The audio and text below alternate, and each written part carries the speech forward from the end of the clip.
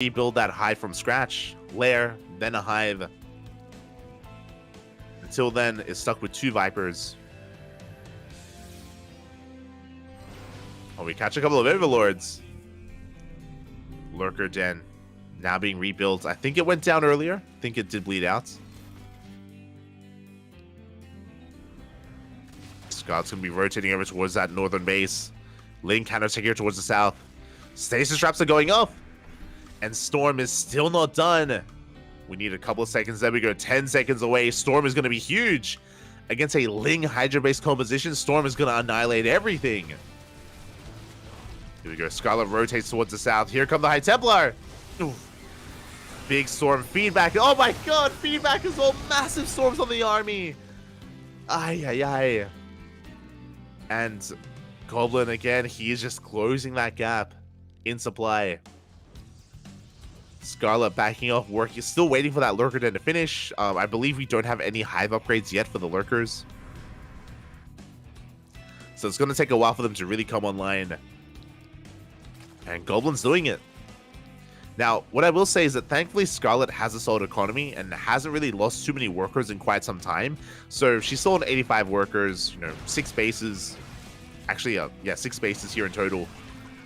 She can rebuild. But over time, Goblin, he's just getting a more secure and stable army.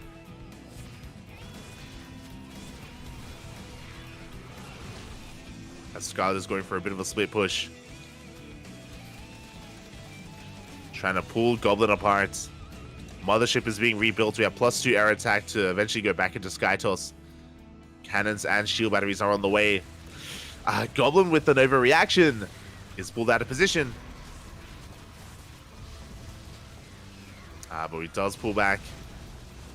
A lot of Hydras are going down once again. The High Templar looking a little bit exposed, but they do survive.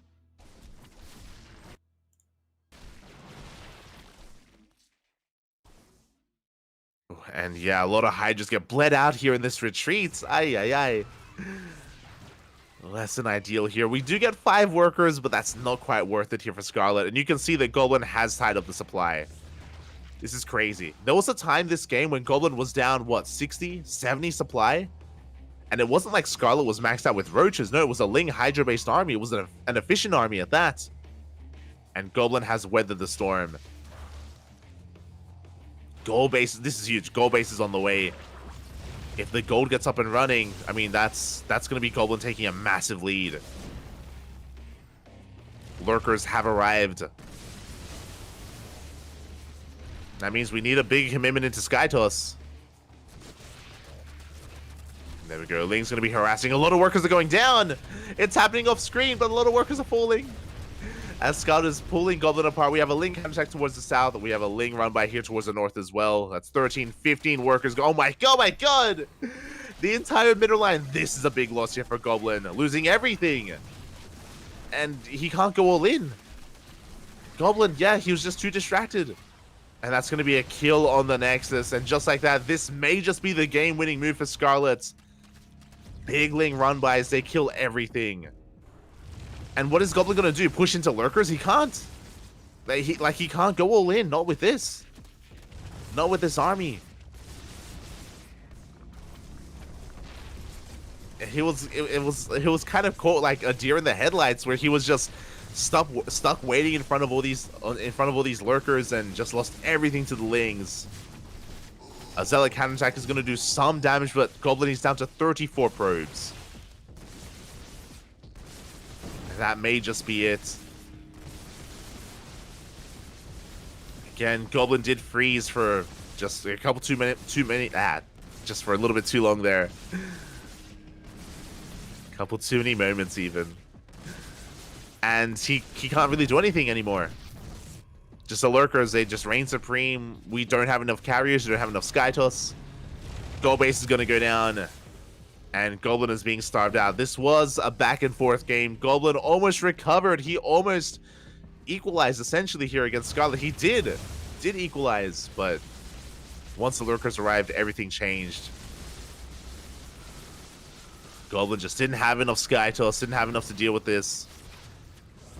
And Scarlet is just getting out of control at this point.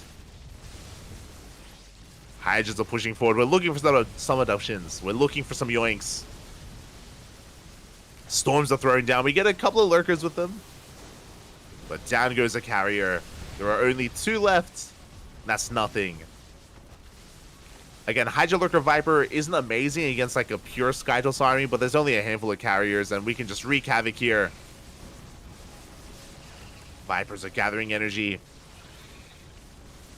And Goblin is barely holding onto his bases.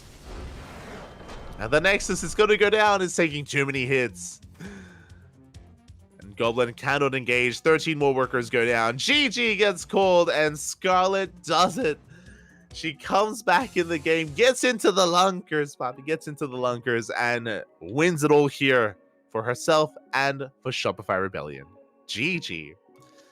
GG, well played. Congratulations. As looks like the stream may have gone down at some point, but hopefully everything's okay. Do apologize for the stream going down. Didn't notice, but hopefully everything is looking good. As congratulations, Scarlet does end up taking it here in the end. Does win it all for Shopify and takes down the Platinum Heroes 4-2. GG, that was wild. Again, I do apologize for the stream going down for a moment there. Do apologize. Hopefully the VODs aren't too negatively affected by that. Apparently we were down for like a minute or so. But with that, that is our first series in the books. Our first best of 7. Congratulations to Shopify. The Platinum Heroes, they almost forced an ace match. They almost pulled it off, but just barely didn't. And now we're going to be heading into our next match of the night. After the break, Onside versus Team Basilisk. See you then.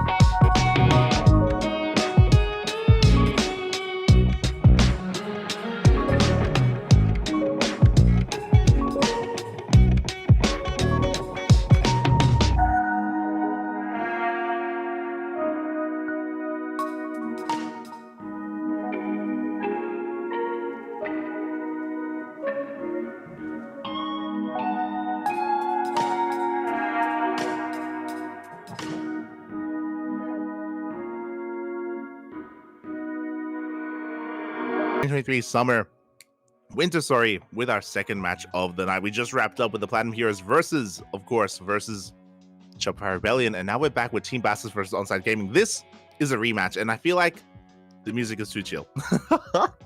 The music is far too chill here for what is happening, for what is going on at the moment, because this is insane. This is some of the best teams of the entire league, of the entire season.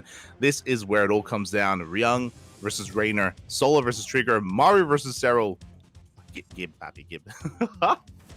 Oh my god.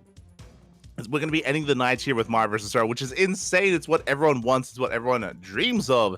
And up first, we have our first matchup here with Raynor and Ryung, and it's going to be difficult to call. Obviously, I favor Raynor. Raynor, he's an amazing player. He's one of the best that Zerg have to offer in the world, but we can never count out the tuna. We can never count out Ryung. Predictions in the chat are open. Predictions are open, and we're diving right on into this in the top right-hand corner. For onside, we have Ryung. And in the bottom left, we have for Team Basilisk, Raynor.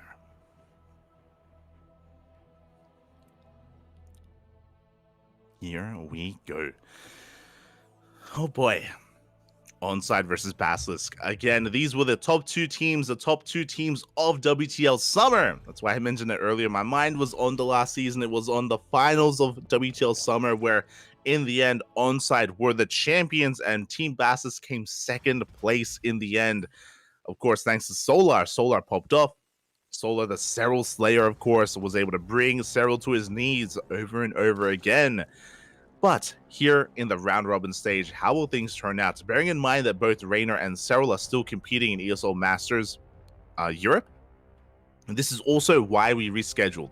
This event was initially planned to take place on Sunday, the same day that ESL Masters Europe finals are going to be taking place, and we don't want to take any chances. There's a big chance that, of course, Raynor, Serral, and Trigger are going to be a part of the finals of their own respective regions. So we are taking, so that is why we have WTL so much more earlier on in the week instead.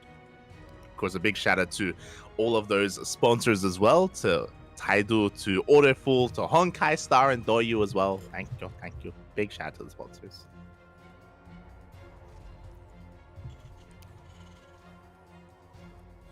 Here we go. Here we go. For now, we have some standard openers here. We're going for a Rax Expand. Ryung going for his Rax a little bit further back instead, actually. Interesting choice. Talking about Ryung as well, as we get into this matchup, he is a bit of a slower player, true, but he has taken down Raynor in the past. He has been able to take it to some of the best Zerg players in the world, just with very solid play, good positioning, good builds, good execution. That is where Ryung comes in strong. Again, not necessarily the fastest player, but you don't need to be fast. You don't need to be quick. You just need to be crisp with your builds at times. And we'll see if Ryung can pull that off. For now, Rax Expand into that factory as well. We don't have a 2-1-1. Raynor, meanwhile, going for a Hatchcast pull towards his third base as well. Some pretty standard openers, all things considered. Nothing too out of the norm yet in this ZVT. I don't expect any kind of major deviations in the early game. It's about the mid game, but we keep our eyes open. And oh my god, another thing to bear in mind, I'm not saying we're going to see that here, but mech is a big option for Ryung. He has meched it happen in the past. He's looking to do it again, and I'm curious if he does double down with additional factories. For now, a 1-1-1. The Rax does float on over. We're going to be shutting down this Overlord. It is going to be falling here. Raynor's going to be in the dark as to what is going on, and this 1-1-1 is about a bit out of left field. Essentially, Ryung is delaying his third base. He's delaying his third base in favor of aggression. And how aggressive is he planning on being? We have a tech lab on the way. Are we going for an add-on swap, or do we commit to... We should be committing here to Stim. Hellions are on the way. From here, we can go into a Liberator as well. No, that's a tech lab. Interesting. Tech lab is being built here on that starport. No add-on swap because of the lifted racks even. Okay. With this, Hellions are going to be hitting the field. Banshees soon thereafter. I imagine we're not going for something crazy like a Raven opener. And there it is. Cloak Banshees are on the way into a second Rax. This is wild. Okay. This is very aggressive. We're further delaying our base, by the way. Even, like, it was still no third. Still no third CC from Ryung. I'm just a bit caught off guard. Oh, just realized I'm a little bit behind. As we're getting into the rest of our Raxes, yep, that's going to be a third Rax as well. So this is looking like the beginnings of a 2-base all-in. The beginnings of a 2-base all-in. Very committed play here from Ryung. Very aggressive. And yeah, we'll see if Raynor can get a read on what's going on. Because he lost his Overlord, he actually is in the dark. Did throw down a safety Roach Warren, so it's producing Roaches as we speak. That is now a 3rd CC in production. A very delayed 3rd base. So Ryung isn't all in, but his push needs to get damage done. We need to get some, either reset the Queen count or get into a mineral line, kill a base even, to make this worthwhile. Here we go, as Raynor still committing to early game Roaches. Lair on the way as well. A little bit of a later Lair timing here from Raynor. Now getting to his Evo chambers. A lot of his gas was spent on Roaches instead. And here we go, the Banshees are hitting the field. Cloak is done. Spores are in position, so these Banshees, they shouldn't get too much economic damage done. But they could go for the Queens instead. As they dive in between the bases. At the same time, the Hellions are trying to push in towards the north. Drones are going down, but the Hellions, they get shut down by the Roaches. Roaches were in position, and not the best start here for Ryung. He gets a couple of workers, 3 drones. Good reaction out of Raynor, saving most of his units, most of his workers. Behind this, Ryung going for another double drop as well, but so far this is still not enough. Full worker kills is nice, but again, we still need more. We could have gotten 4 worker kills with a 3cc Banshee opener. Instead, 1 Banshee went down. Oh, no. Banshee does fall. And Ryung is in some trouble. Raynor, he's joined up to 71. He's got a 4th base finishing up. Double drop going straight for the main. Raynor to see it. A bit of a later reaction. As Queens are on the way, he doesn't have too many Roaches, actually. And we're able to stim on top of it. Oh, the Queen survives! No shot! We don't quite get the Banshee. But the Queen does get transfused, and Raynor holds and deflects the push once again. And now Raynor's getting out of control. We go 1-1 on the way. Roach speed. We're saturating the 4th. Infestation Pit in production as well. Raynor's in, again, a pretty good position leading into this. Upgrades for Ryung are delayed. Okay, we've got +1 attack. We don't have +1 armor. Armory is on the way instead, and yeah, I almost kind of, it's hard to say. Part of me feels like maybe from here we can go into an 8 racks. Speaking of, additional racks are on the way, which is nice. I think that's 6 in total. Potentially 8 actually, and this could actually do well here, but I don't think we can get into a longer game. I don't think that's possible. Not anymore. Because Raynor's in full control. He's spreading creep all over the map. Roaches, they keep up. They shut down a drop as well.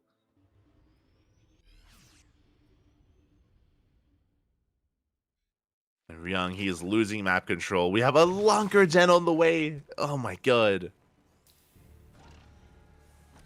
Lunker Den is in production. And yeah, it is 8 Raxes. Okay, I was curious.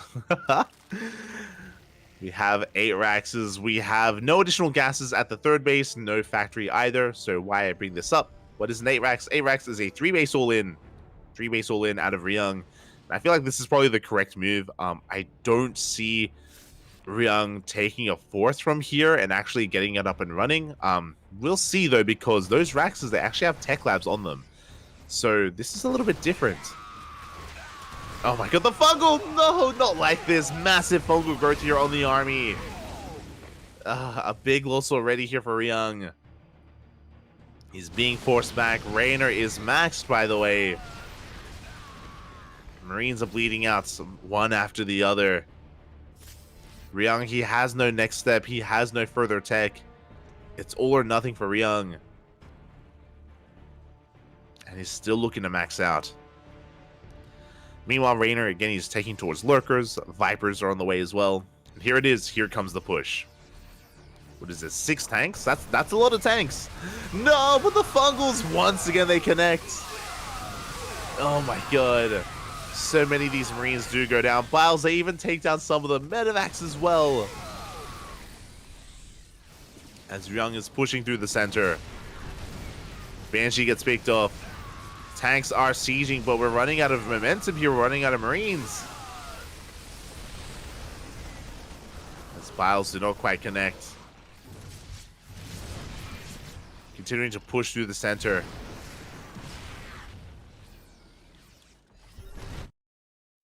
I mean, this tank count is pretty terrifying. Like, we have 6, soon to be 7 tanks here on the front lines. That's pretty terrifying. That's huge. It's a lot of DPS. Ryung, can he pull this off? Again, he's completely all in with this. There's no turning back. Oh my god, the blinding clouds, the fungals even. No blinding clouds there from those Vipers. Big fungals on the right-hand side. Ryung, he's gaining ground. Liberators are arriving. Tanks slowly leapfrogging forward. The Roach Ravager taking a lot of hits. Without Banelings, it's going to be difficult to engage. The fungal growths have been good, but we need more. 2 lurkers are in production. They just finish up in time. 2 lurkers. Is that enough? We need a scan. And there we have it. Blinding Clouds, they cover the tanks. Liberators, they will siege. Forcing back some of these lurkers. There's now 3 of them. And they are holding the ramp. Yet if it wasn't for these lurkers, Liberator is barely yoinked in time. God, a lot of Marines go down to those mines. Ryung is fighting damage. At the same time, a Roach counterattack, looking to pick up some reinforcements. The lurker count is slowly getting higher and higher. Ryung, he ignores the ramp, he ignores the lurkers, goes straight for the 3rd base. A lot of tank volleys are going off. Ryung, he's pushing through. Again, the only thing keeping Raynor alive here, keeping Ryung at bay, is those lurkers. I guess the Rich counterattack as well. But the base falls. Raynor, he's in a bit of trouble. Here are the drones. They get caught out. Show us the workers. 10, 11, the entire mineral line is going to be falling here. Raynor bleeding out a lot of units. Bleeding out a lot of drones.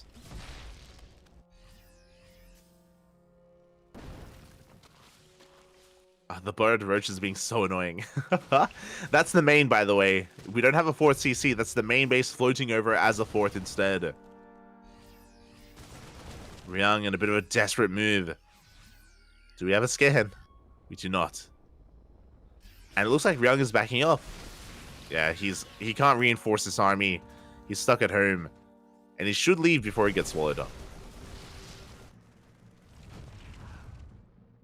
Does come across some of those roaches. But again, for the most part, Ryung is racing back home. Raynor, he's going to get there first.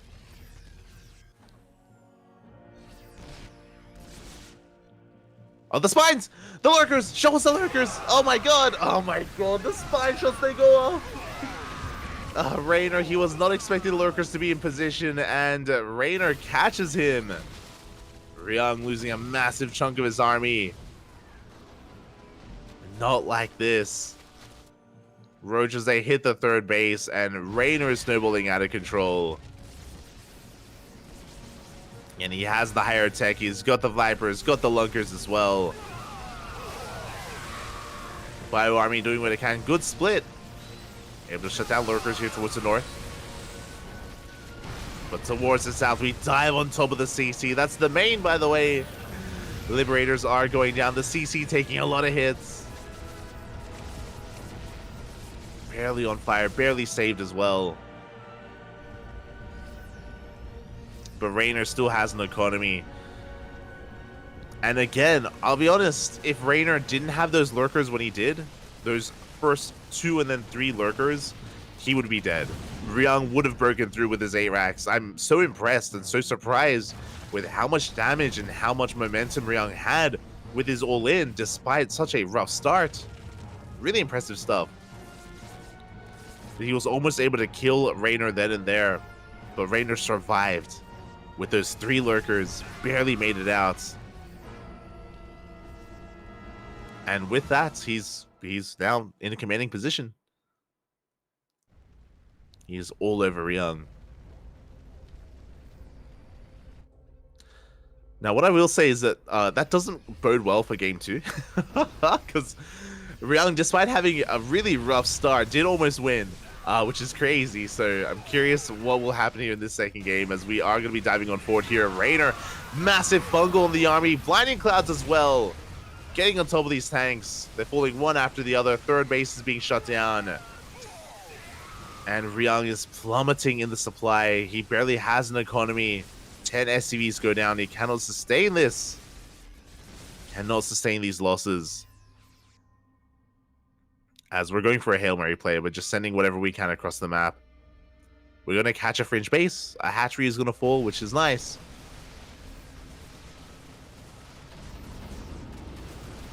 But the main army of Raynor can't really be stopped. As we're waiting for reinforcements, another wave of Lings.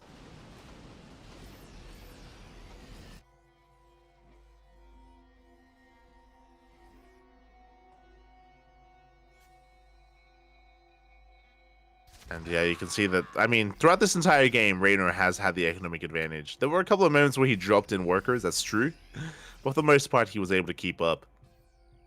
50 supply, pushing towards that triangle, that fourth base. Big blinding clouds on the tanks. Infestors, they barely do make it through, getting some fungals. GG gets called, and Raynor will take game number 1. Was close though at times. That was not the easiest game, despite a really powerful start. It was a very strong start from Raynor, but that 8-Rax did almost kill him, which is terrifying. And with that, Ryung is going to be his map of choice. So Shopify, Basilisk, they do start with a bit of a win here. Raynor does take a lead in the series, but Ryung has a chance to bring it all back in map number 2. And I'm curious where we do go, actually. I'm feeling Oceanborn. I'm feeling Oceanborn. Not too sure how I feel about Golden Ore in this matchup. Hard Lead is another good option, but there it is. Oceanborn is coming up next. It makes sense. We've seen a lot of Zerg players struggle against Terran on Oceanborn. Specifically the 4th base. We've seen Zerg players very much so struggle to establish their 4th bases here. Let alone a 5th or a 6th, just constantly being just torn apart here by drop play and by these pushes. So yeah, Ryung looking to take advantage of his own strengths here on Oceanborn. Here we go. We are on the way.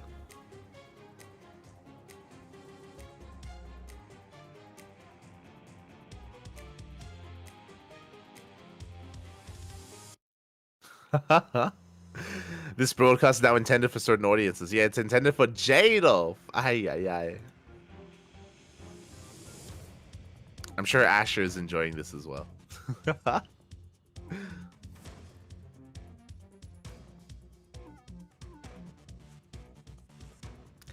Here we go. We are getting ready here for that second game. Again, Oceanborn makes plenty of sense, especially if you want to be a very active player. This should lead into bio play. I said it before that Ryung, he is more than willing to play mech in this matchup, but on a map like Oceanborn, I don't think that's the best map for mech. So we should be going for a more bio-heavy composition. And here we go. In the top left, we have on Oceanborn for Onside Gaming, Ryung.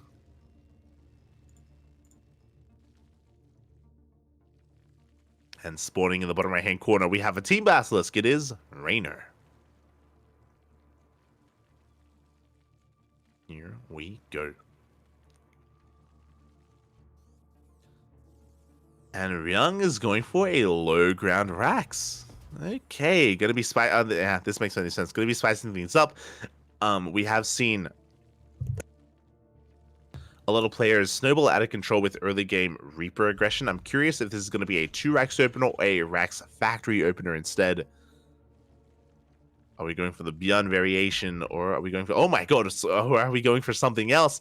As Raynor is going for a gas first. He's going for a gas pool. He's crazy. Okay. So I was talking about how Zerg players, historically, they've struggled to get into the mid game and get into the late game on this map on Oceanborn. So ignore the mid game, ignore the late game. We're going for a gas first. This should be for a Roach Rush from Raynor. We can go one of two ways. We can either get into really fast Link speed, or we can get into really fast Roaches, or even both at times. So I'm very curious to see how aggressive Raynor plans on being and what he does with his resources. 2 Links are on the way. Raynor, of course, banking up that gas. Focusing on his Queen production as well. And there is Link speed on the way. Now, the question becomes, have we pulled out of gas? It looks like we have. Okay, so only Link speed. We are not going into Roaches. This is an interesting choice here. Raynor does see the wall on the low ground. Oh, no, sorry. He doesn't actually see the wall. If he did, Roaches would not be a bad choice here to take control of the ramp and take control of the low ground, especially with a Rax factory opener. So I feel like there was a bit of maybe a missed opportunity. As with this faster Link speed, Raynor will be having... He can actually go for a Link Flood, but against a wall, a Link Flood is less than ideal. Against a wall on the low ground.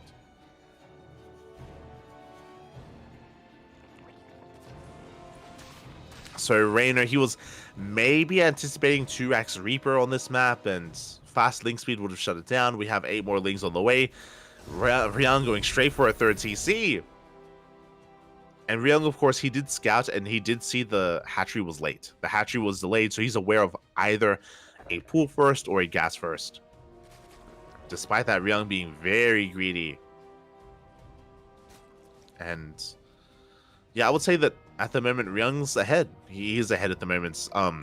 For Raynor to rush into, to delay his expansion, delay his workers, to invest into all these Lings, he needs to get damage done, and I just don't know if he will.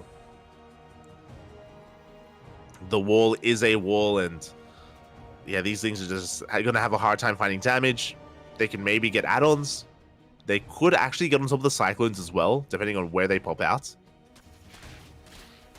And there we go, the Lings, they have arrived. They get on top of the Tech Lab. Yeah, Hellions are racing back home. Tech Lab is going to fall. That will delay Stim.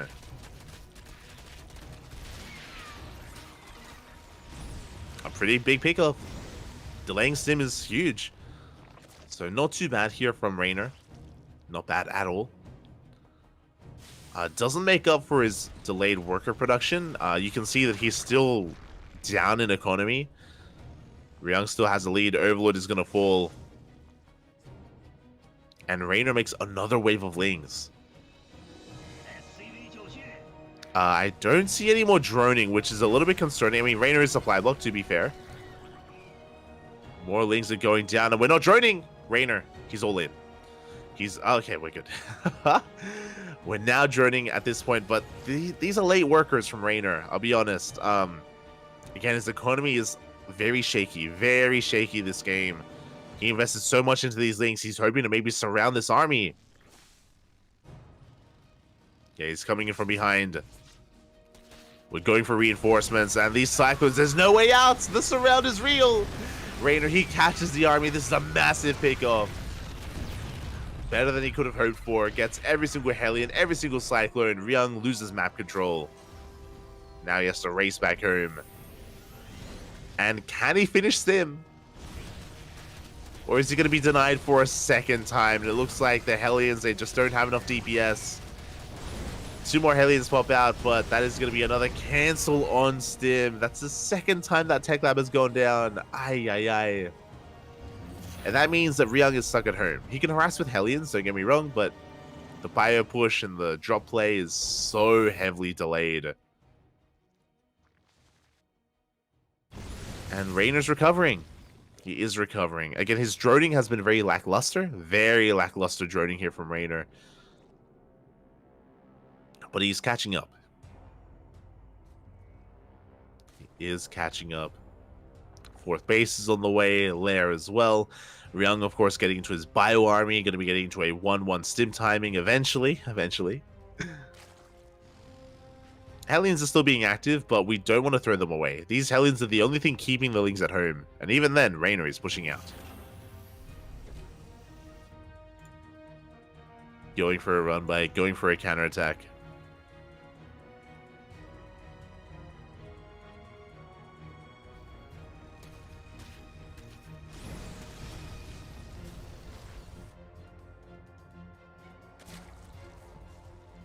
And yeah, from here, we're just going to be settling into the mid game. Because Stim has been so heavily delayed, Raynor, he's getting his fourth, slowly but surely. It's on the way. He does take the center fourth base, which is a little bit more exposed. It's very exposed, actually. We'll see if he can hold on to it. This creep is spreading. Hellions trying to deny whatever creep tumors they can. 2-2 is on the way. Stim just now finishing. We got a couple more tumors, but we have plenty of queens to respread that creep. 1-1 just now starting. Raynor, his upgrades are delayed. That's also because his economy was delayed, so there's a reason for that. He just hasn't had the best economy so far, but just now getting up to 80 workers. And Ryung is soon to hit the field.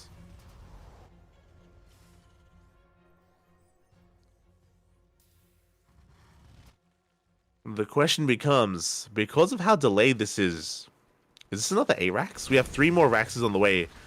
I think this is 8 racks in total. I could be mistaken.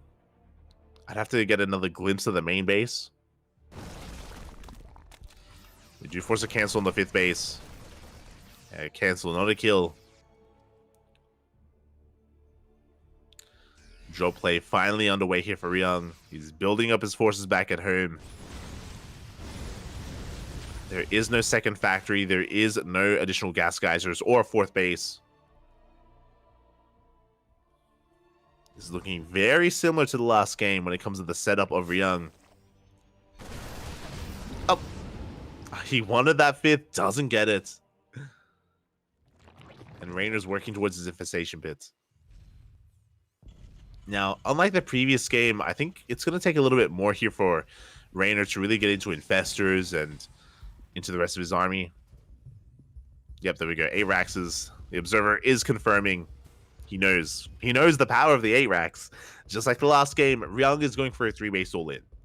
Now, I want to say that Ryung is in a better position this time. You can see he's up in supply. Raynor has had a really hard time getting into this economically this game, like through his own devices, to be fair.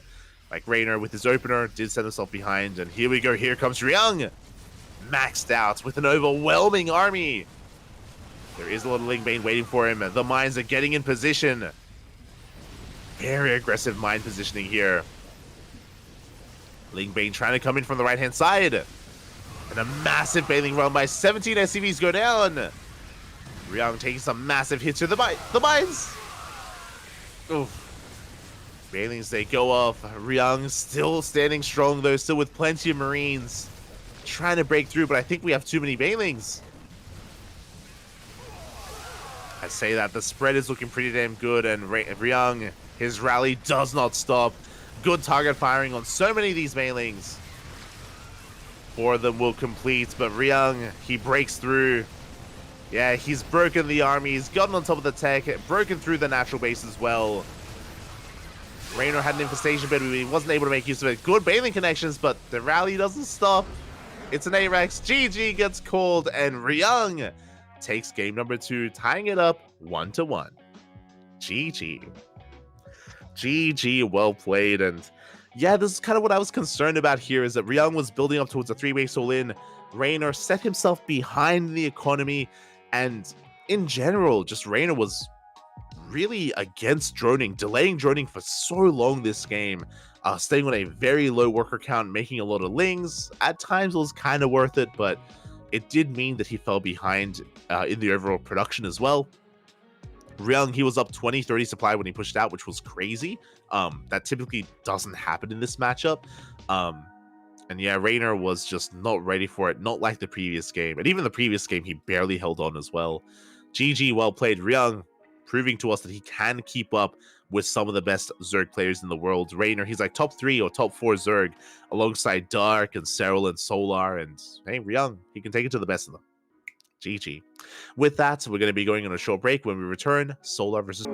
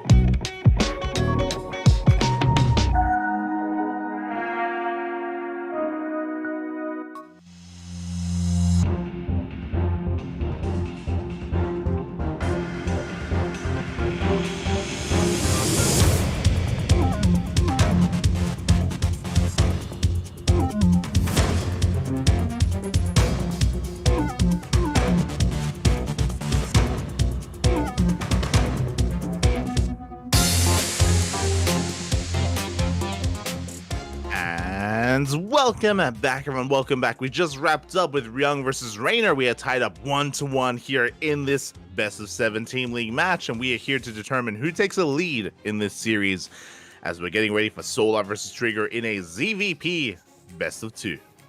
Let us go. Against Solar coming in hot, becoming our most recent GSL champion, and Trigger, still an up-and-comer, still one of the best Protoss players in all of Europe. Can he take it to him? Can he fight back? Can he cause the upset? As in the top right-hand corner, we have, for onside, Solar. That's a big mushroom. And in the bottom left, we have, for Team Basilisk, it is Trigger. He does not have a mushroom. Aye, aye, aye. Beautiful, Ivy, beautiful. I like to believe that, look, I'll be honest, that mushroom is new. That mushroom was not here last time. I like to think that he treated himself. Oh my, we're going for the gold. After he won his GSL championship, he did treat himself, did get himself a nice big mushroom to cuddle. And upon mining through those middle patches, Solar is looking to have some fun. He is rushing into the gold. Let's go. And again, you don't take this gold base unless you plan on being hyper aggressive with it as well. So Solar not pulling back, not holding back here against Trigger, not at all. Trigger, he's looking for that natural base. He's hoping to force the unnatural natural. He checks the linear. He's going back into the main. He's trying to get a read. Is this a fast spawning pool? Is this a fast gas geyser? He will see that it isn't. The production buildings were just now thrown down. So Trigger now knows that something is wrong. A hatchery has to be taken somewhere, and he should now check the gold. As he goes to the triangular third base location, sees that nothing is there, and he should now check the... Yeah, there we go. He does see that mineral patches have been mined out and that the gold has been taken. So it took a little bit of time, but Trigger does at least come across this. And the question becomes, can he punish it? Can he punish it? Can he deny it? For now, a gate expand into a cyber core, standard opener out of Trigger. Soul's going to be mainarding some workers over. Now, you could argue that the space is very exposed, and you're not wrong, it is exposed, but these rocks should be knocked down soon. The rocks, they should be knocked down. I love this from Trigger. I think he's just, again, revealing that he knows what's going on, is aware. Adepts are on the way, looking to take control of this area. And the goal here for Solar should be to knock down those rocks. We need to knock them down with these lings to make sure we actually have a way to defend that the other side of that wall. And the rocks are being knocked down as we speak. Behind this is going to be a Stargate opener. So this is a very similar tale to Game 2 of Scarlet versus Goblin earlier today, where Scarlet took the gold, and Goblin had to be the one to try to punish it, and he was unsuccessful. We'll see if Trigger can do a little bit more. Now, if you remember, what Goblin was able to do was not punish the gold, but actually punish the third base and get an insane amount of economic damage at the third. That was in a longer game, though. That was as he was defending against Scarlet's all-in. We'll see if Solar is going to plan on going for a similar strategy here. Again, typically, if you take the gold base this early on, like it is for an all-in, it's to be hyper-aggressive. As it is kicking in. Second gateway is on the way just to wall off. Again, Stargate opener into an Oracle. Trigger looking to try to harass and get some damage done.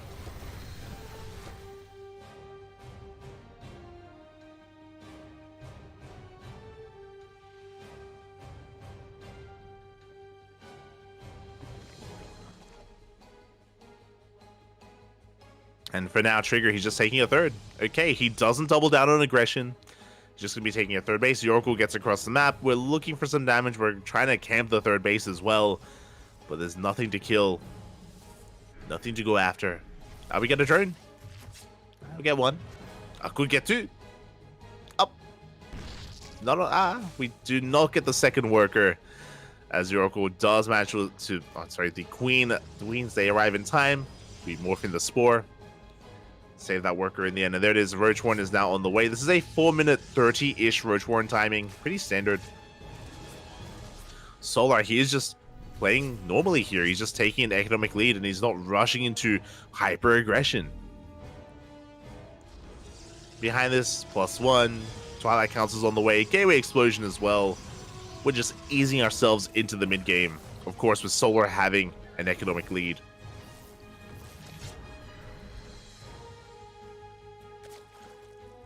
I guess you could argue that this Roach Warren is a little bit earlier than normal. The standard Roach Warren timing here would be a 5-minute, at the 5-minute mark, and the Roach Warren is already done at this point. Lair is on the way. I'm curious what we're going to be spending our resources on, Oracles. They do threaten the goal base. We do pull back in time. Oh my god. Oracle taking a lot of hits, only getting 2 workers. They're still in production. Yeah, Solar is just draining.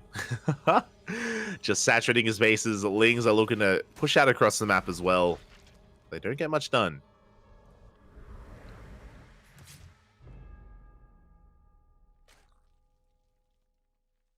Don't find much damage here as we're just settling towards that mid game.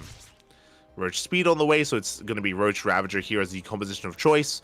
We have +1 range, not +1 melee, so again, this shouldn't be Ling Bane Roach Ravager, just Roaches and Ravagers straight up here from Solar instead. Waiting for his gases to kick in. Solar behind this, building up his Archon count. Oh god, no! The Oracle is taking a lot of damage, both of them deep in the red. They do back off in time.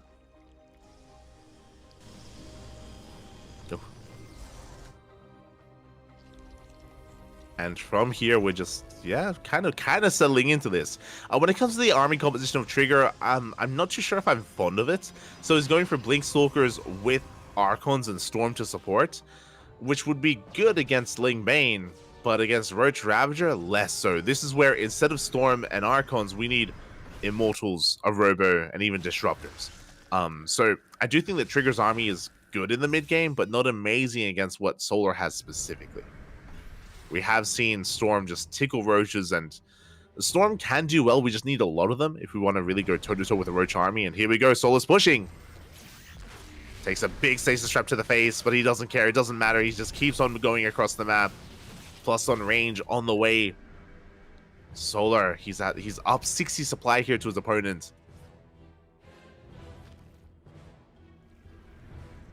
He's on 3 base saturation, 67 workers. Ravagers are on the way, and we're doubling down. Solar is not droning. He's cutting workers at 3 base saturation and just going all in. And what does Trigger have? Again, this is going to be hitting sub 8 minutes. Storm is going to finish in time. But is Storm going to be enough? We'll submit 3 more seconds. Storm is done. Storm is done. We zone away some of the Lings, but we push into the natural.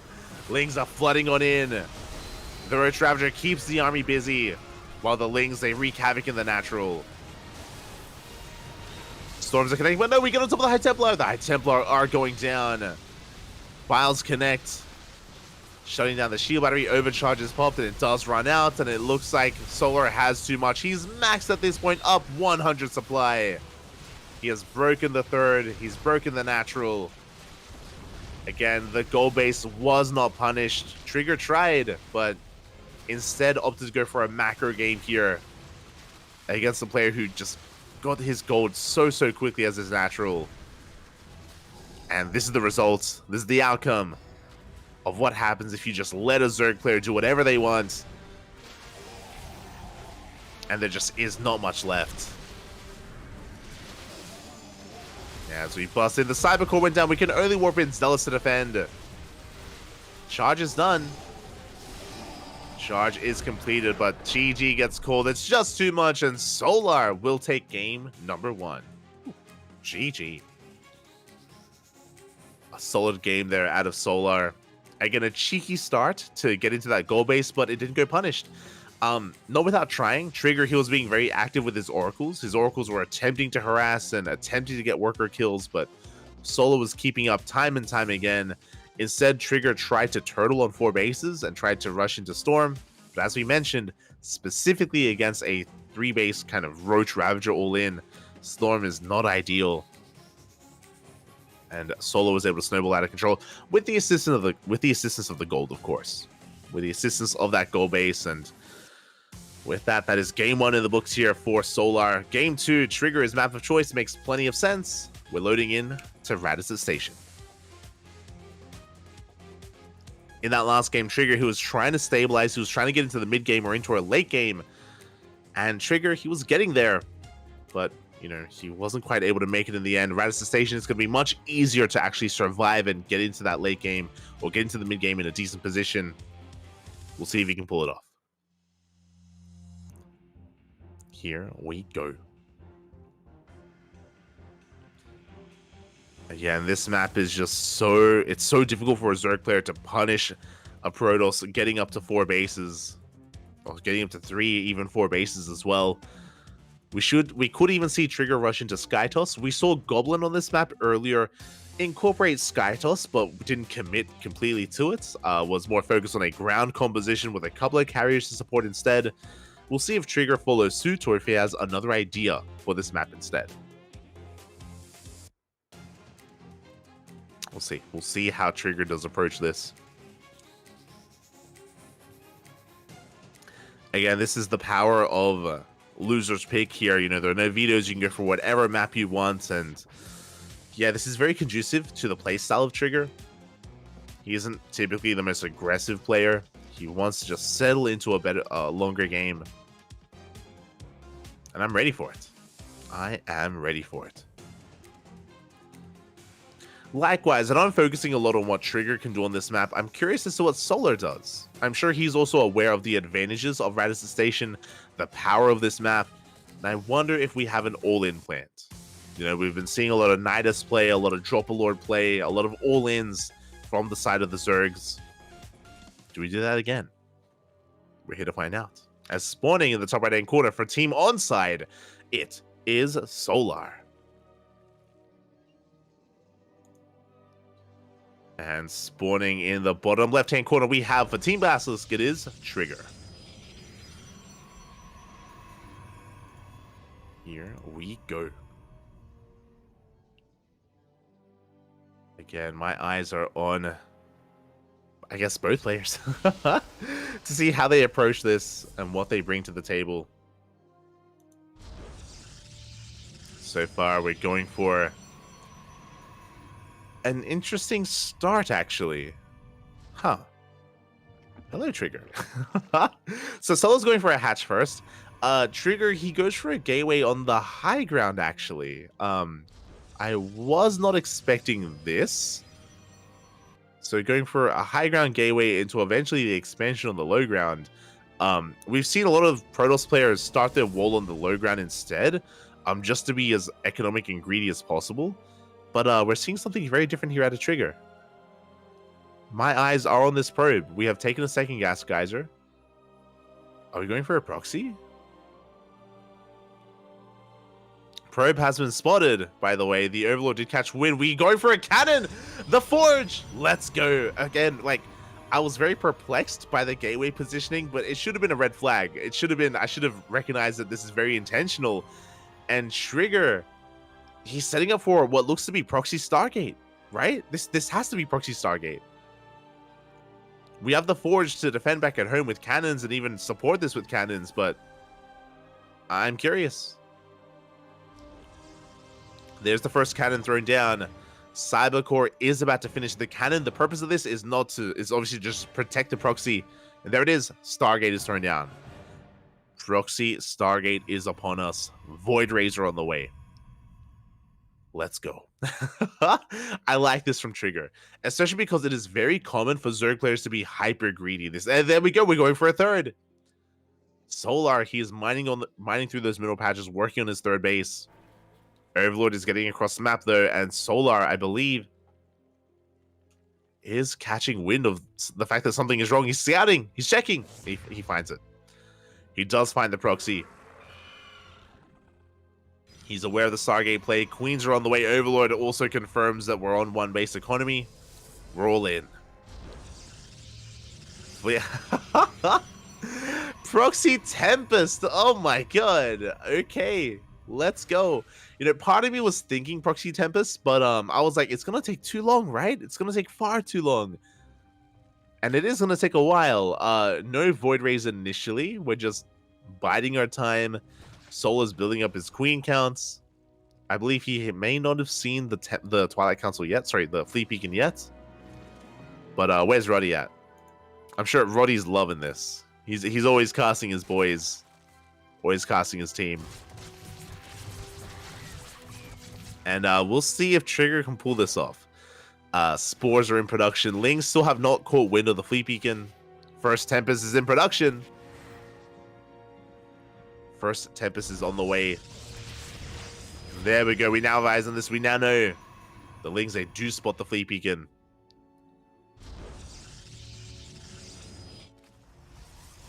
And how do we respond? Well, I mean, we're already working on a lair. This should be for a Spire, for Queens and Corruptors. Now, what's important is that specifically this location is very abusable here by Tempest. They can one-shot drones. Yeah, workers are going down one after the other. This is already a lot of economic damage being dealt.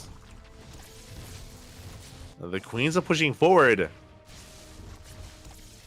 Taking a lot of hits. And there it is. The Spire is now in production. Now, again, this map specifically, yeah, we have to give up the natural. We have to give it up. This one Tempest is just wreaking havoc. We go for the proxy, the Ninja Base, the gold. The Proxy Nexus. Let's go. And this is huge. This is getting out of hand. Again, Solar is stuck on one base economy. Just because of the cliff face, because of how exposed this mineral line is. Zero mining at the natural.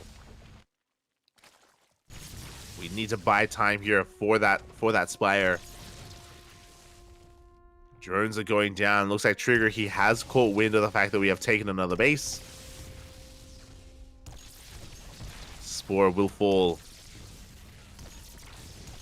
Oh, drones. More of them are going down. Brutal losses here for Solar. Losing another drone. His economy is barely holding on. We're getting up to 3 Tempest. Spire is done. The Spire has completed. These Tempests are looking a little bit exposed. And here we go. Corruptors are now on the way.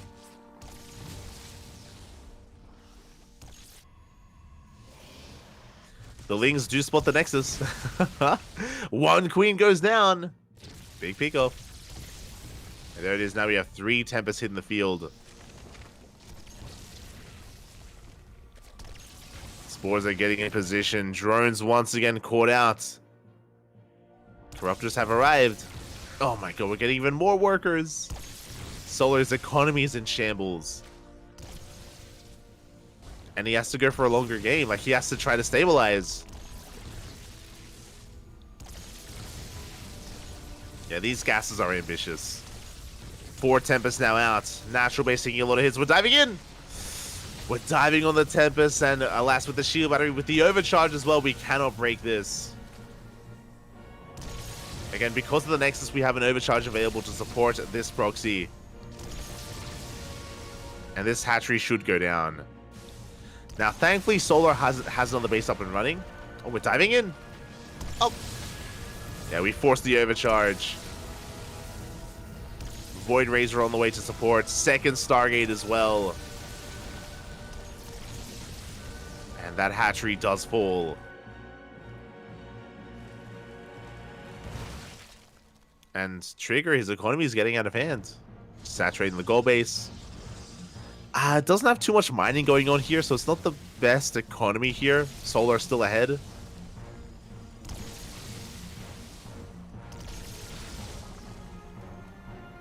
Solar still has a lead. And he hasn't been throwing away Corruptors. That's what's important. He's been maintaining his Corruptor count. Natural base up and running. +1 air attack on the way. We're going for a bit of a gateway explosion. We're going for some ground toss. Again, only 3 workers. There's the recall. I was waiting for it. But Trigger now can saturate this gold base. He can take full advantage of it.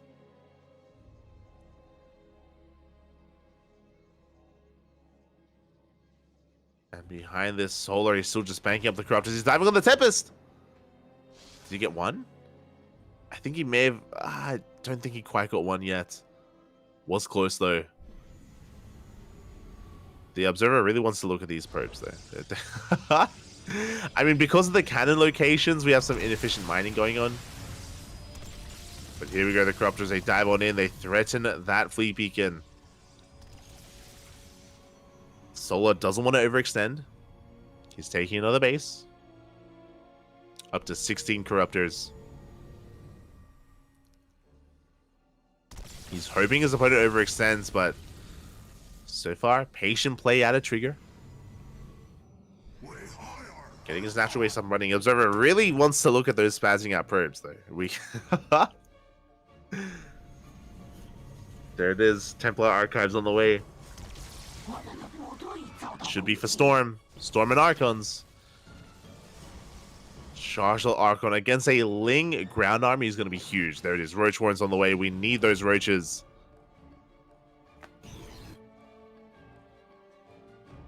We have plenty of Corruptors. Maybe too many, actually. As they're looking for a way in. Oh, they go straight for the Templar Archives. Big pickoff. Forcing the overcharge, and Templar Archives does go down. No more High Templar. No more Archons. This natural base looking exposed. Solar coming in with reinforcements.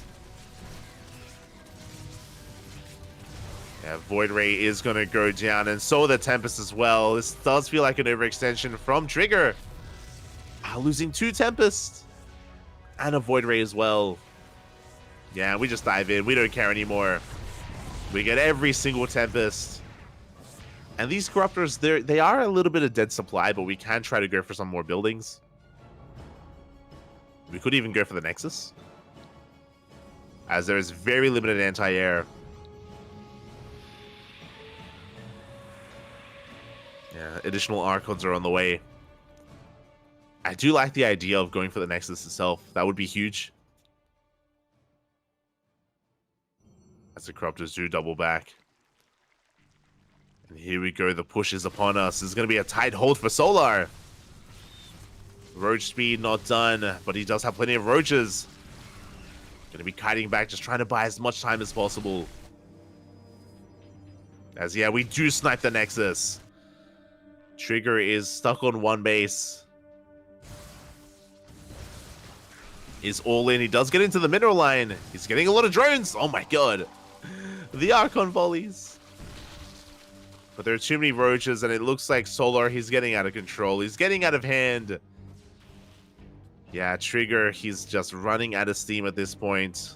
Less than 1 base mining. Did kill a lot of workers. But no, sure, we're going to kill the final Nexus. And Trigger, he doesn't have the money to afford another. He's broke. He doesn't have the minerals for another base, and what you see is what you get. The boys are being pulled. It's all or nothing. All or nothing for Trigger. As the probes have arrived, there are just so many roaches. He's being revealed. Again, it was a good start, but GG gets called, and Solar will take the 2-0, taking down a Trigger. Ooh, GG. That was a wild game. That was a wild game. It was a good start for Trigger. It was a very good start going for the Proxy Tempest and getting into the goal base. I do think it took too long, though. As in, the Tempests were fine.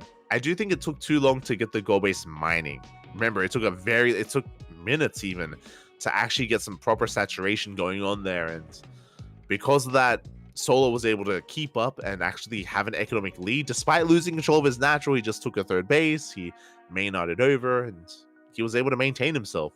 It did feel like the goal took a little bit, just took too long to really get online and really take advantage of. And yeah, over time, Trigger was just overcome and overwhelmed. And with that onside lead in the series 3-1, we're going to be going on a short break. Up next, Maru versus Serral. Let's go.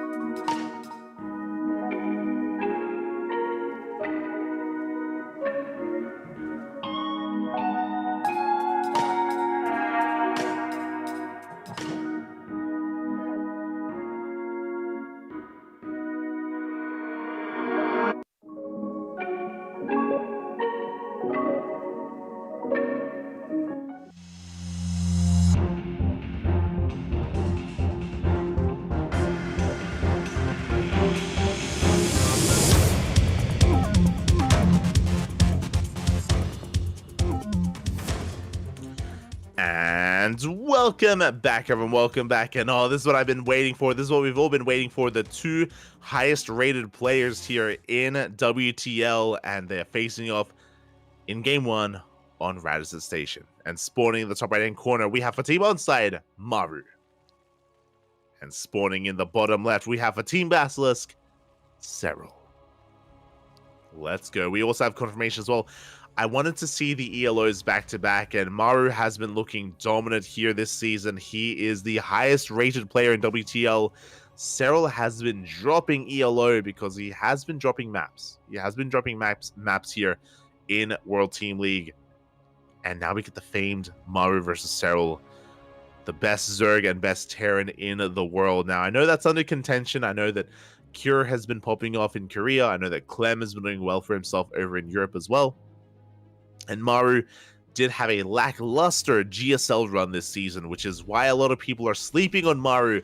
A lot of people have been praising other players and being like, yo, is Clem the best Terran player in the world? Is Cure the best Terran player in the world?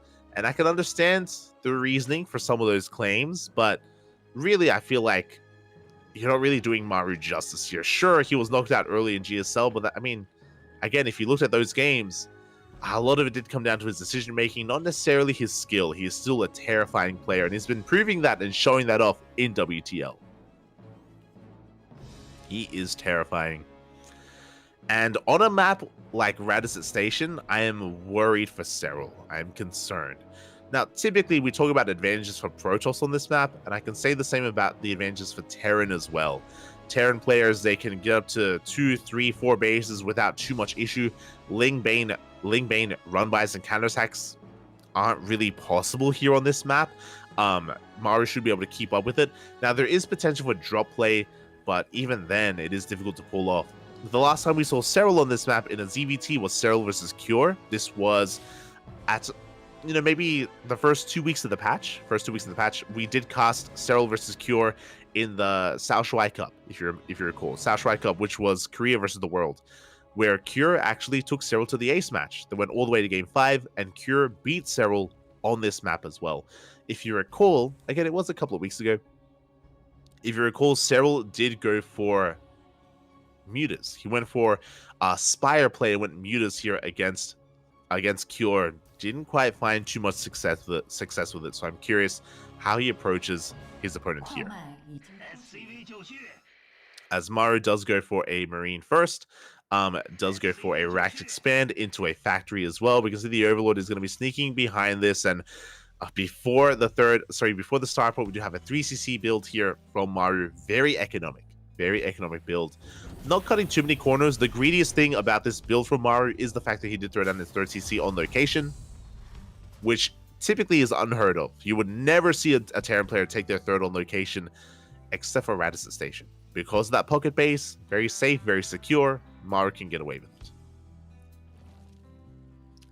Meanwhile, again, you could make an argument that maybe Muta play could be successful here. The last time we saw Cyril on this map didn't work, so I expect Ling Bane Hydra instead, or maybe Ling Bane into Ultras, into Hive Tech. I'm curious if Cyril does try to go the Muta route again. Until then, that is a Viking first. A Viking first out of Maru is going to be looking to find and shut down those Overlords, keep Cyril in the dark. As we can see, it's going to be Bio. We have Stim on the way. A bit of a faster Stim because we don't have an add-on swap, so no Banshees. Just Stim instead. A much more aggressive style here out of Maru. He's pushing out with his Marines. With his Hellions. Clearing up some creep. I love this out of Cyril. He's mining through those minerals. We've seen this before. Cyril, it looks like he wants access to the gold. I'm not saying his gold should be his 4th, but his gold may be his 5th. So you do love to see it. This also does launch creep out onto Maru's side of the map that much faster as well. Overlord is going to go down. Does confirm the 1-1-1. And it's going to be Viking into Liberator. Let's go. Cyril, meanwhile, is getting his lair on time. This is around a 4-minute 30 lair timing. We're just focusing on droning, making queens, getting a couple of spores. The Viking looking for another Overlord, and it looks like it will get an Overlord. The queens are busy with the Hellions. Good pick off here from Maru. Supply blocking Serral for a moment, but only for a moment. As Serral is taking the rest of his gases, again being quite greedy himself, droning up heavily here. And yeah, it's just a lair into a Bailey Nest. Very safe and secure play out of Maru. We've been seeing a lot of this from Maru. Even when he knows that his opponent is going for a 3cc build, he still doesn't go for double Evo Chamber. He goes for a lair into a Bailey Nest, into delayed upgrades, just to be safe.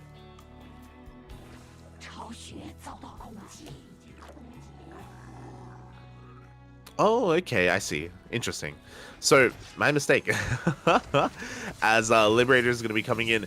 So, Serral was mining through that mineral patch just for the creep tumor, just so we can actually spread creep over the wall, not to take the goal base as his 5th. I mean, to be fair, he could still take it as a 5th. I'm curious if he will.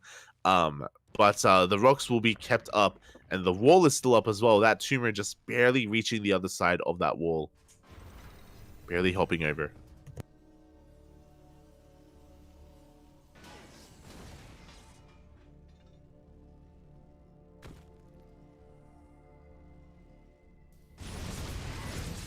With that, here comes the scouts. Overseer's diving in. Once again, it is going to be Lingbane Muta. Okay.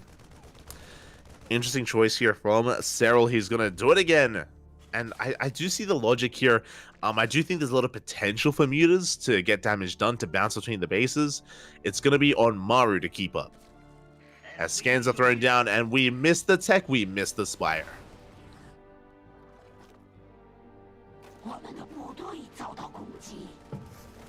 Meanwhile, here comes the sim timing the drop play here of Maru. Goes into the mineral line. Good target firing, gets 3 drones, and gets the hell out of there. Does get out of there in the end. Does get eyes on the creep. Doesn't go into the main. Once again, Evo Chambers have been heavily delayed here in favor of Muta production. That is 11 Mutas on the way. We're looking for map control.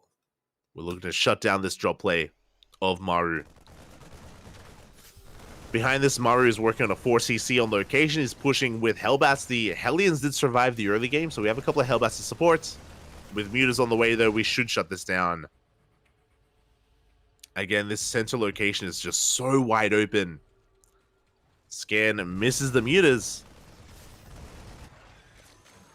Hasn't been seen. Liberator does siege up in the pocket base. Drones are going down, and we dive straight onto that hatchery. Damage is being done, but bearing in mind that Mutas are making a beeline for the pocket base of Maru, and Maru doesn't know. God, the drop play continues. The Mutas, they haven't pulled the trigger. That base is so exposed. We can get so much damage done, but the drop goes into the pocket base as well. Serral now goes in. Workers are going to be falling for both players. The queens are exposed. Every worker is going to be going down. Oh my god, the entire mineral line for Maru. 17 SCVs, the picture-in-picture. Reinforcements come in, but that is an insane amount of damage. 19, basically 20 workers plus these Mutas. They may just win Serral the game here and now as they get 24 SCVs. Ay, ay, ay. Completely crippling the economy. Maru, he was keeping up, if not ahead economically, up until now. Maru was doing so well for himself, but he missed the Spire, he missed the Mutas. He was caught completely by surprise. And now Maru, he's on the back foot. And he may just have to turtle. I love it when Maru's being active when he's going for this drop play, but alas, oh my god, he catches a lot of Mutas. Does catch a lot of Mutas in the end. But he lost so much momentum. He lost a lot of steam, and now Serral's about to max out. Serral, he's about to max at this point, redroning. Still doesn't have a 5th base, so Maru is pushing. And I appreciate that Maru, he's not turtling up back at home. He's still going for drop play. Getting into that mineral line. There are plenty of links in position, though. Oh my god. The mine positioning. Good retargeting. Doesn't get much done. Only 3 drones. And Maru pulls back. Yeah, more turrets are on the way. These Mutas are giving Serral map control. Yeah, that's more turrets as well, Mark.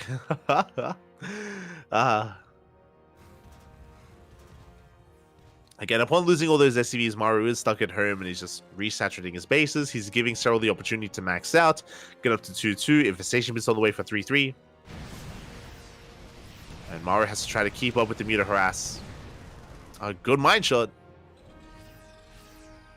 Doors are on the way, but yeah, for the most part, Maru, he has to just stay back at home. Until he himself maxes out. There we go. You can see that Maru just doesn't want to not be active. Is going for another drop towards the south. Not the most committed drop. I think it may just be another mine. A mine drop instead. Because we have a lot of Widow Mines available. Thors are on the way as well.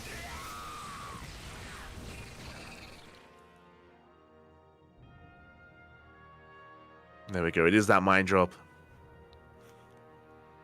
3-3 on the way. Serral is working on the hive.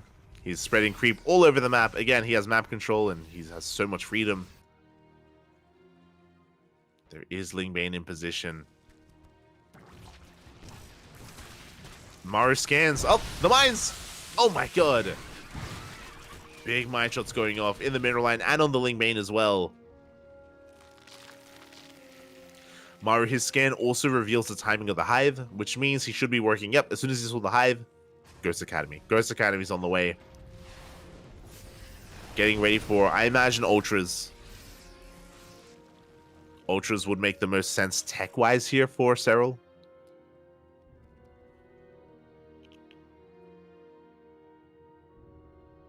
Either that or a Greater Spire. Like, both could work. And there it is. There's the Ultra Cavern on the way. Again, the melee upgrades for Serral do complement that quite well. Maru's already working on those ghosts. Again, Serral's still expanding freely. That's a lot of turrets here from Maru. They hold the line. They hold the pocket base, but the natural's a little bit more exposed.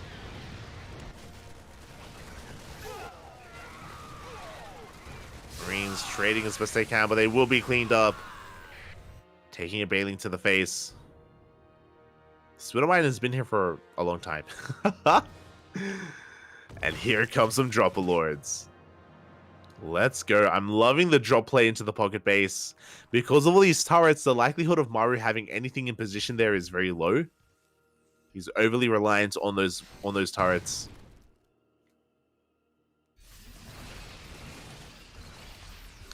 And as Maru pushes towards the south, Serral is getting ready for the drop towards the north.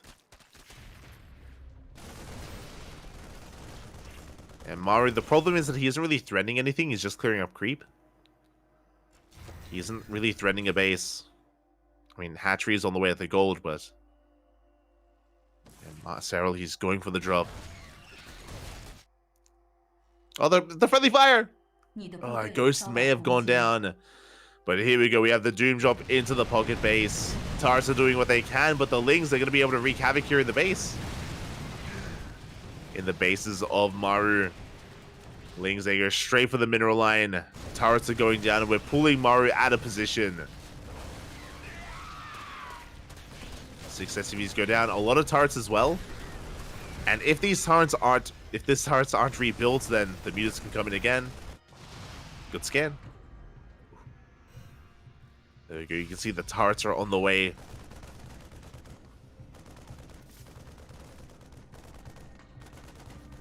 Also 44 Lings from Serral.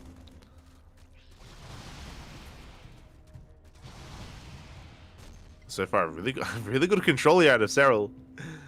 Taking down so many of those Widow Mines.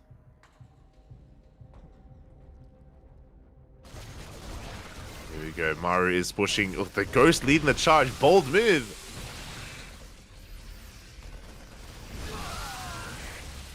But again, we got a lot of ground to cover. A lot of creep to work through. Serral with the mass muta. Threatening that natural. Doesn't get in. Ultras are now in production. Good snipes on the Widow Mines. As we lose Widow Mines, we're replacing them with more Ghosts, more Liberators. Liberators are going to do amazingly against the Mutas and the Ultras as well.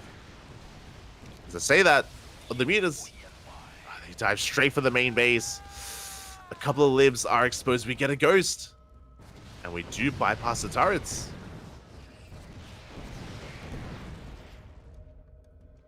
Not a bad dive out of Cyril.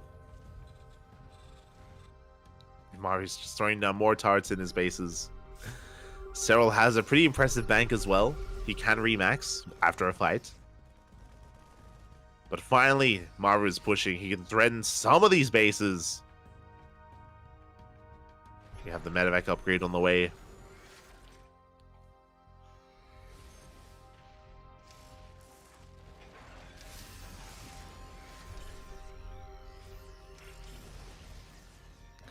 And Maru is getting set up. It's going to take a while for him to clear up all this creep, but he's going to be pushing towards the gold. So we're pushing towards the gold. And Fess is getting ready for a fungal from behind, but turrets are being thrown down. Being run by as well. Not the best trade from those Banelings.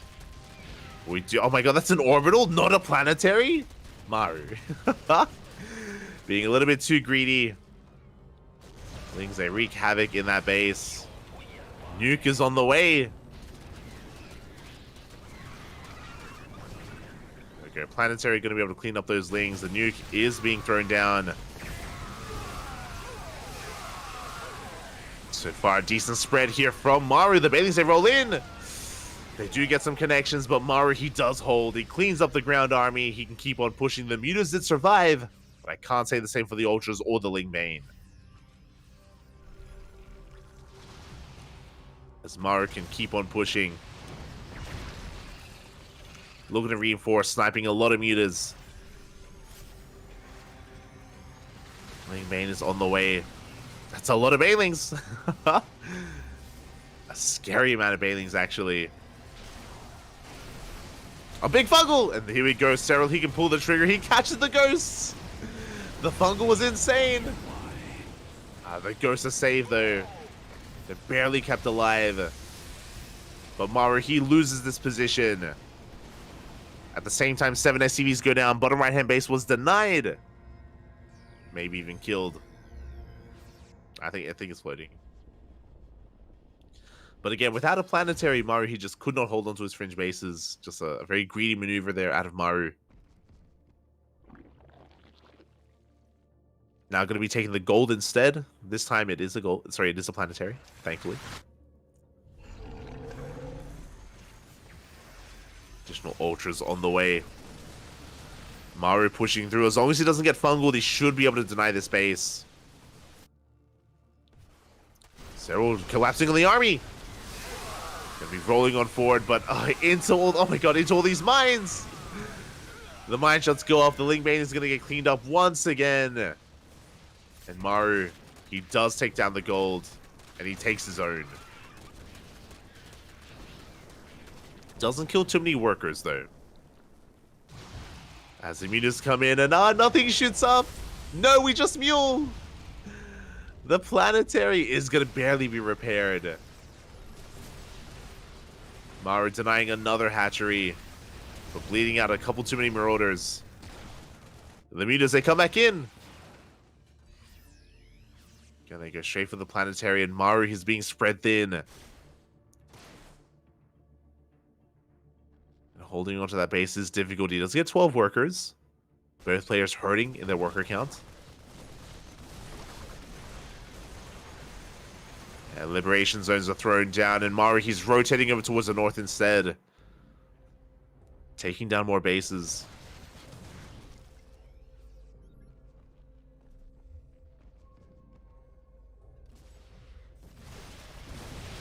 And he's getting caught unsieged.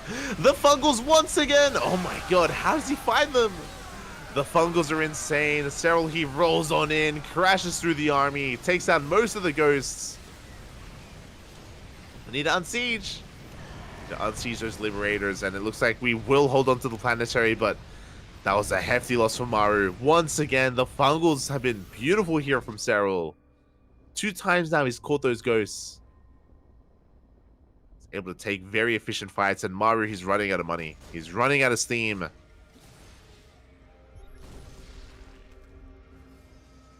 He needs this gold base to get up and running.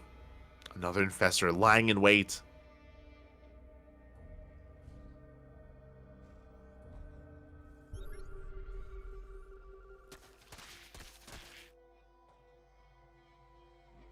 Of course, Maru still has potential with his force. He does have a more efficient army overall. He just needs some mining, Papi. Just needs a base. Serral's double expanding, taking his gold and this southern base at the same time. These bases have been spotted by Maru. He should be directing his attention towards the south now. Just, again, rotating over, always trying to deny these fringe bases from Serral. His gold is now fully operational. The freedom zones, they've arrived. That's a lot of freedom. We're going to deny at least one of these hatcheries, but we still need to deny the gold as well.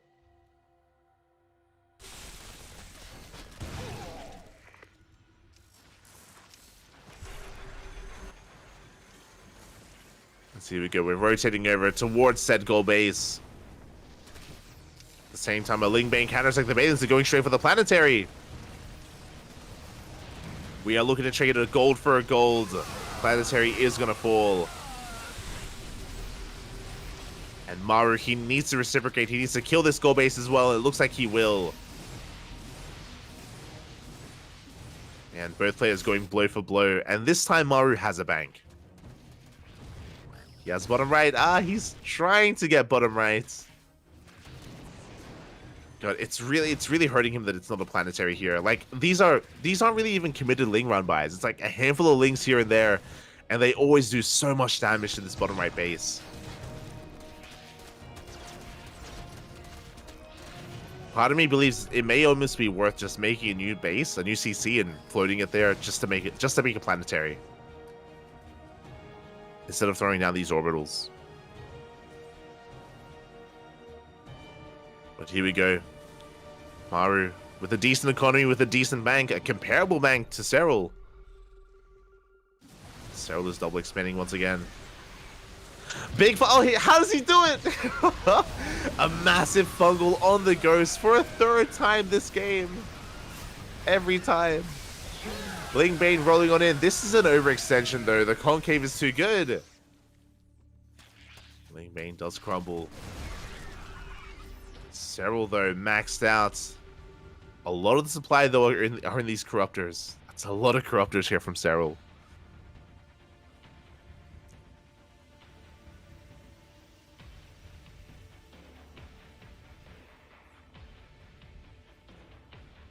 Ultras are on the way as well. Ultras, Lings, Banelings, Serral getting his gold base up and running again for, what is that, a third or fourth time? Just keep getting that gold. Plus 3 ship weapons on the way as well. Oh my god, massive mine shots! Maru, he's denying another hatchery. We have an Infestor getting ready to come in from behind. Getting ready for that fungal. He sees! Ooh, he still takes a fungal to the face. Serral cannot capitalize on it, not this time. Does not get on top of that army.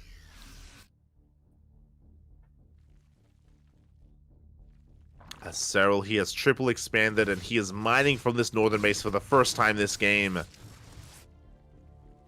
And we can see Maru, he's racing over to stop it. Once again, I don't think we have a planetary in the bottom right. And once again, Serral is going for a run by. The fungal! Yeah, there is now a planetary here to support, and we should be okay. Thankfully, there... Oh, no! Planetary not within range. Big fungal on the ghost again for the 5th time. Big connections as well, and it looks like Serral has done it. Maru's taken one too many fungals to the face, and Serral cleans up the army, shuts down the gold. And what is there really left? Maru barely has a bank, barely has an army. God, these Lings finally get cleaned up. Aye. Maru muling heavily here just to try to keep in, just to try to stay in this. but it may just be too much. These trades have been so good for Serral. Denying the gold once again. Against Serral, he can max. Maru cannot.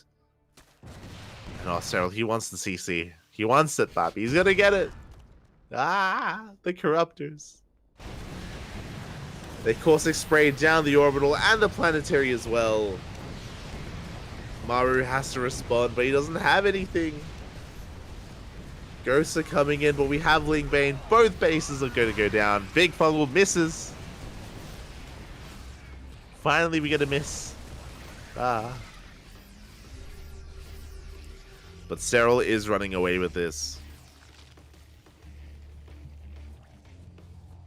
Again, it was a long back and forth here. Big Mind Shot goes off on the Lings.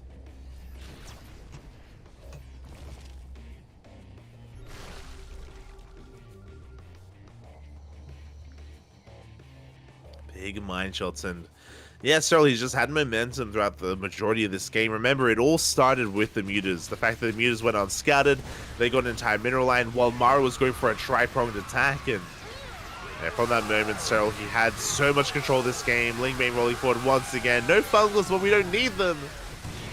Not anymore. As we just take a dominant fight here, rolling over everything that's left. There is no detection. The ghosts will survive, but basically only the ghosts. As Maru, he's holding on at sub 100 supply. We just needed some detection.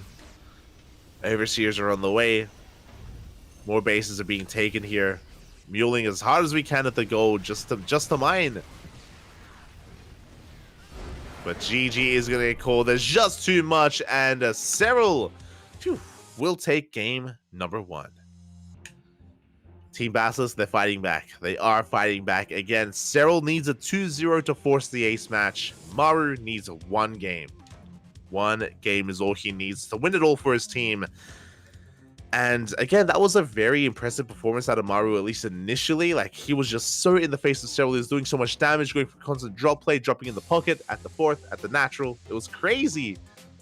But the Mutas did do so much more, killing an entire mineral line. And now I'm curious. What map are we loading into? I was going to say Oceanborn again, but no, it's going to be Site Delta from Maru. Let's go. I do like this. I do appreciate this map. Again, it is a map with very exposed bases. When we're talking about the 5th base location and the 6th base as well, we are very spread thin. And whoever has map control, whether it's the Zerg or the Terran, whoever has map control has a big advantage on this map. It can be so difficult defending these fringe bases, the north and the south. You're just spread so thin. And we've seen both Terrans and Zergs alike, and even Protoss alike, just pull players apart on this map. We'll see if we can get there. We'll see if we can get into the mid game, get into the late game. As we are loading in. Whew.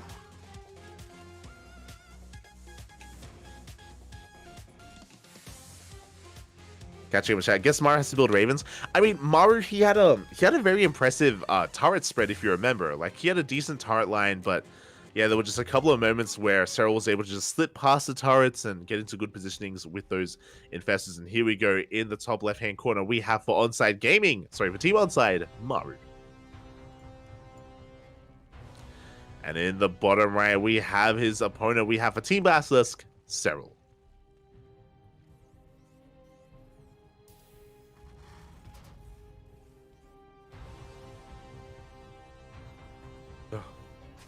Here we go. A much more standard map here. We shouldn't be seeing any hyper greed or any kind of crazy play here as we have seen previously on Radisson Station. Here we should be seeing a much more standard opener, and Maru going for a Rax expand, doesn't go for the 2 Rax. Doesn't go for that low ground aggressive build that has been quite popular and Maru has adopted himself.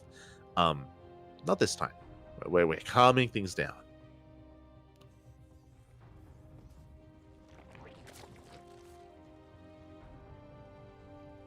Stream title, Poppy. Oh, stream title.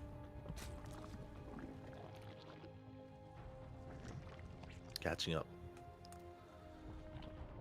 up in the chat. Maru Giga Hydrated. That was a big bottle. That bottle was as big as Maru. That's crazy. It's drinking your entire body weight in water. The hydration. If you want to be like Maru, remember to hydrate your hydrants. Remember. Massage your marines. Oh, let's go. As Maru is getting a CC on the low ground. Again, standard openers so far. Nothing too wild here from our players. And yeah, we're just easing our way into this. Again, not really expecting anything too out of the norm, at least in the early game from either one of our players. Cyril, again, he's been going for these very secure builds. Even if he scouts a 3cc opener, like a 3 racks before starport, I wouldn't be surprised if Cyril still goes for a lair first into a Bailey Nest, just to be safe. Just to settle into the mid game.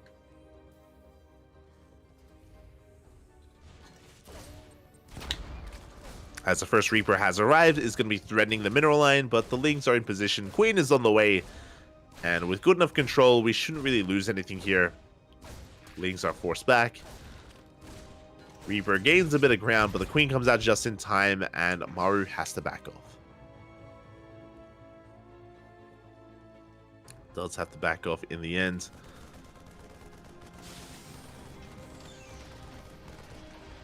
Ooh. And oh my god, okay.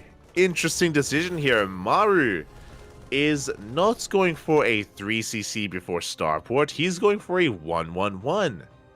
Okay. Alright, Maru. I see you. My eyes are on Maru here. So a very aggressive build. We do have the tech lab on the way on that Rax.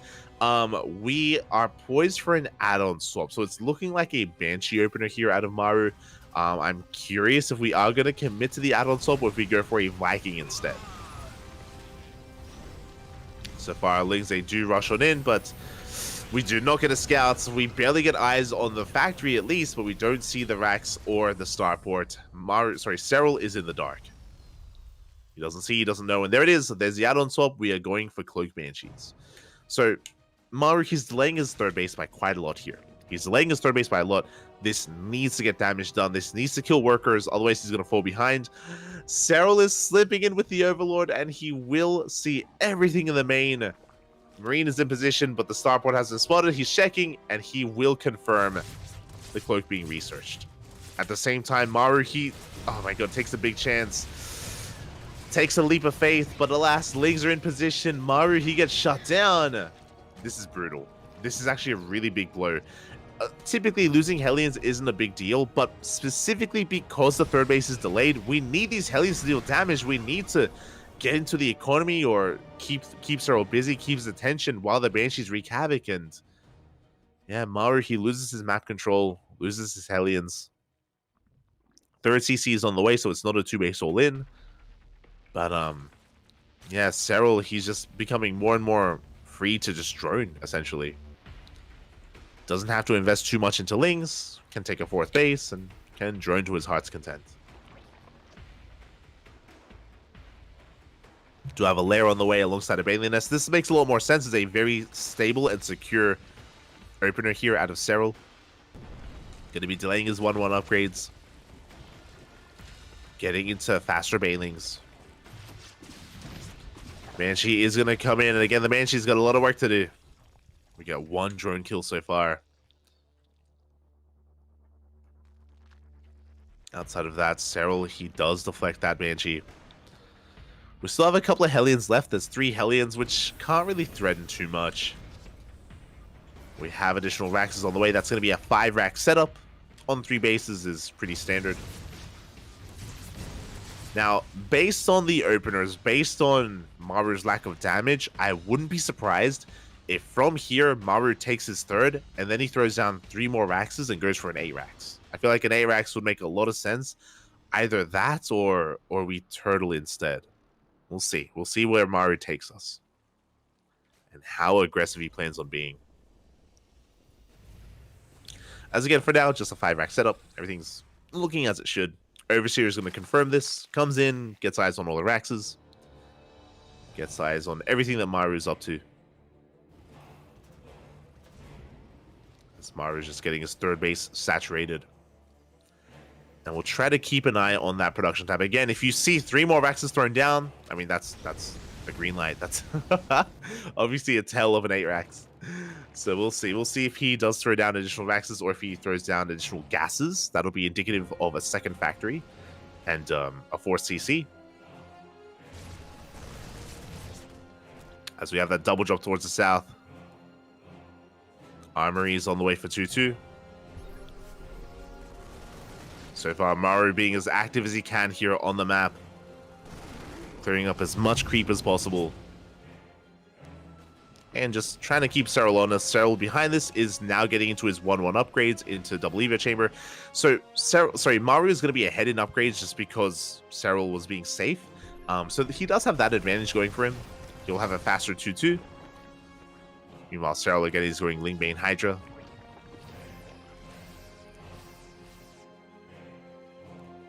Getting into those Hydras. As Maru, he is pushing, he's committing here, sending out his tanks. And so far, unscouted the tanks, they're going to be able to siege up. Serral not quite ready for this, but he does have Lingbanes ready for a surround.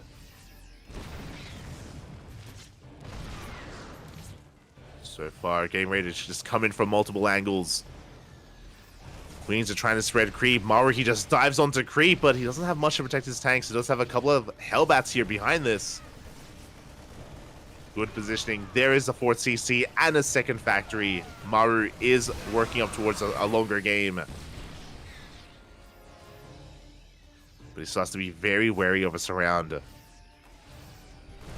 so he's preparing to collapse on this army. So far, Maru, he's doing well for himself, but reinforcements, they've still not made it. And here we go. Serral, he pulls the trigger. He comes in for a full surround. He collapses on the tanks. The reinforcements, they get here too late. They arrive a little bit too late here, and the tanks do go down. Only one survives. Maru can keep this going, but with only one tank, he has to be very careful. If he loses this, then he will lose map control, and his third base is going to be exposed.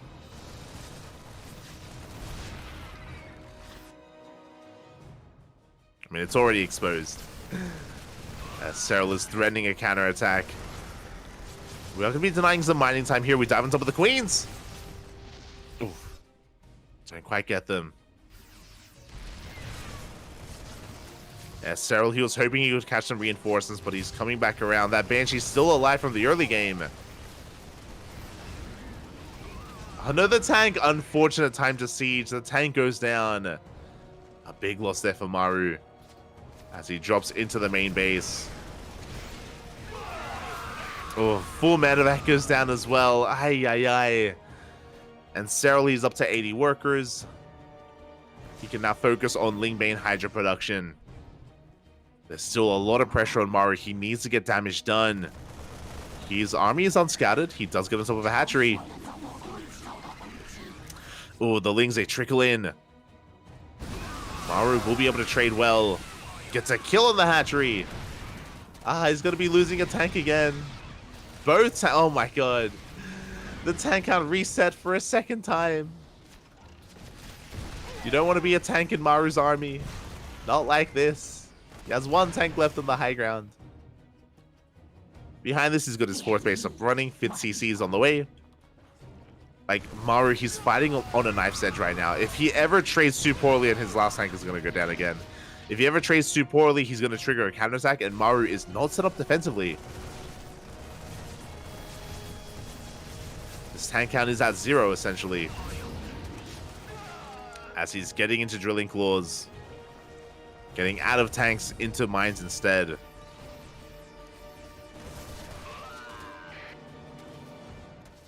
And Serral is maxed. He's reaching his final form. Widow Mines, they do arrive in time. Maru pushing out once again. The creep here is lacking because of how aggressive Maru has been. There's very limited creep available here towards the south and even towards the north as well. Oh, medevac goes down.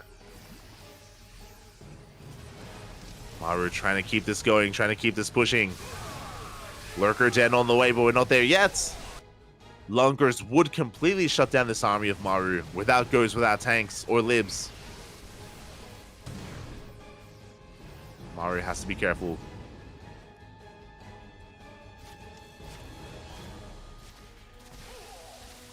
Oh.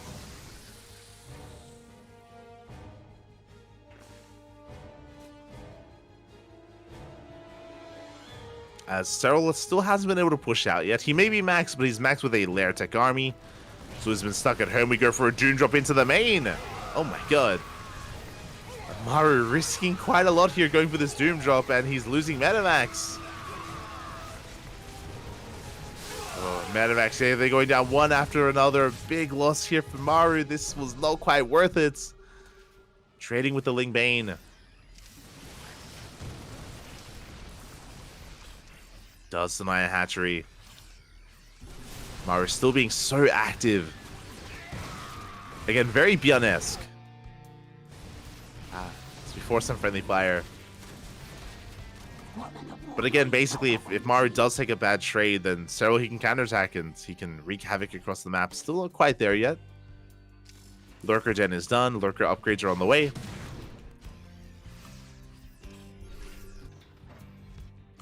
As the 7th, but Jesus. As a 6th CC on the way here from Maru. Again, he's been getting away with so much. The mines! Oof.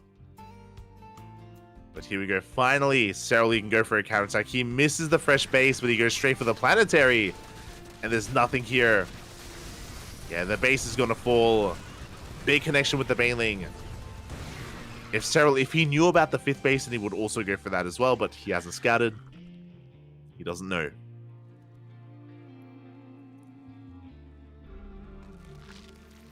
That was a good moment for Cyril. Could have been better. Could have gotten more, I should say. He still maintains map control. Here comes the army. We do have a couple of lurkers towards the right-hand side. That is the main base floating over as another base. Another CC. Oh, the mines! Mine shot's going to be going off. Cyril is out of position. Again, this is the difficult thing about side delta is your bases are spread so thin. Your army is spread so thin, trying to defend all these bases. But the Lunkers, they're going for a counterattack. Oof. 5 workers do go down. Maru just throwing down more CCs, more orbitals. Cyril still doesn't know. If he did, I'm sure he would have done something about it. Would have been on top of it. But it is in the dark. Some more bases are being taken. Cyril still mainly stuck at home. As now we're going for a counterattack. There's no planetary. No. SCVs are going to go down. At the same time, we have Lunker harassed towards the north. They shouldn't really get too much done. As the Ling Bane rolls in towards that 5th base.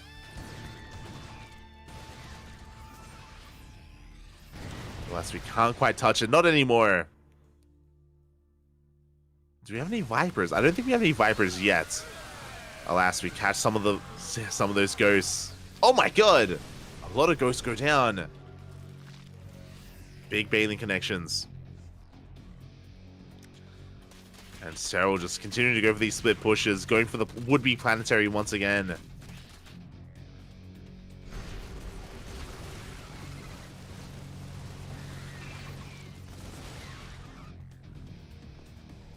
Gets 3 SCV. More lurkers are in production. As we're getting into Lunker play, we have Ghosts and Liberators to respond. So Maru, he's got a decent army here to deal with this. Does have a decent army.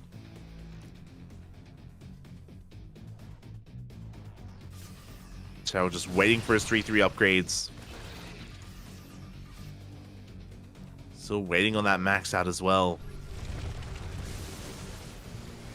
And finally he's going to be pushing here, but only with part of an army. He runs into Liberators. He's going for a split push. And it's now going to be Maru's turn to be caught out of position, to be spread too thin. There's no saving this planetary. And we could potentially keep pushing. Planetary does go down. 10 SCVs as well. We're going to be pulling back. Only keeping one lunker in position.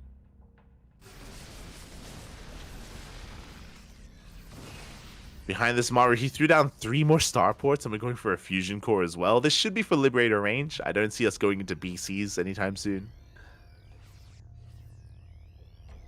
Oh no, they're back! The Infestors are back! Not like this! We've seen this before! Oh no. Look away, Papi, look away. Not the Fungals, not again.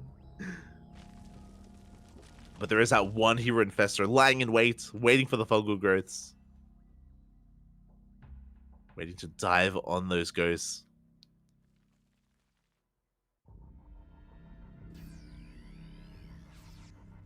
As Maru, he's trying to threaten that southern base. Cyril is in position.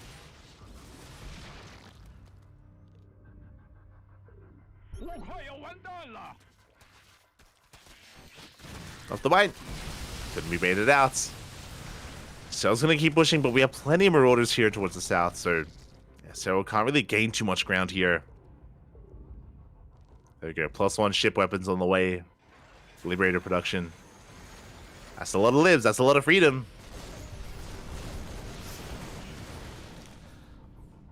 Cyril still has a bank to work with. That's 4k gas in the bank. Jesus. And he's pushing right through the center. Completely unscouted, unawares here as we go straight for the natural. The SCVs! We catch the mid-transfer. We go straight for the main base. Maru caught completely off guard. Sometimes we just need to send it. Just send it right down the center, right down the middle. The lurkers getting damage done. Cyril going to be harassing towards the north. 3 lurkers do go down, but Cyril is in the main base. Getting on top of the tech labs. Borrowed lings all over the place as well. And Maru is being pulled apart. Down goes that planetary. The lings looking to deny Neo steel frames. Getting on top of that eBay. And they won't quite get it in the end. They're going to be cleaned up. As Cyril rotates towards the south. A planetary, I think it's not quite done yet. Okay, just now finishing up. The Bailings. They crash into the mineral line, and I think that's going to be another kill on this CC. The sensor tower as well. And they both have comparable army sizes. This is true. Actually, Maru, he has a super maxed army because he's down in workers. So Maru doesn't really have the largest bank. If he takes a bad fight, if he loses too much of his army, then he won't be able to replace it. Staying on a low 50 worker count instead.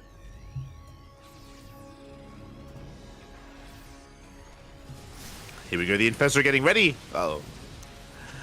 It's gonna happen again, isn't it? The Infestor ready behind the army here of Maru, looking for the Fungal. We're diving in.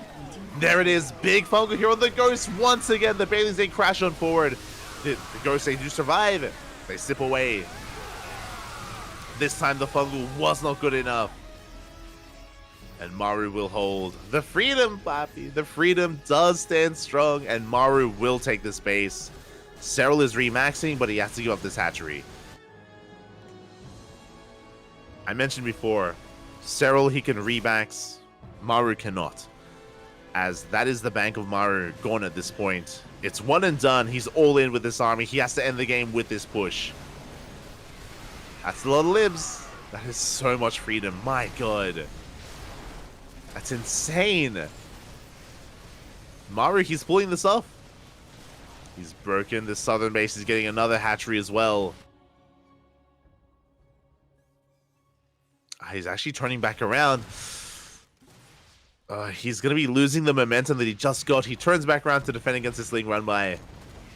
Again, we have an orbital, not a planetary. The Metamax! The Metamax do get caught out. 3, 4 Metamax. Oh my God, a big blow to Maru. The Observer really wanted to show off that Infestor, but the Metamax were caught out. And Maru, he doesn't have a bank. He doesn't have the resources to rebuild. Any loss here hurts. And Maru has remaxed himself. He's taking the center bases.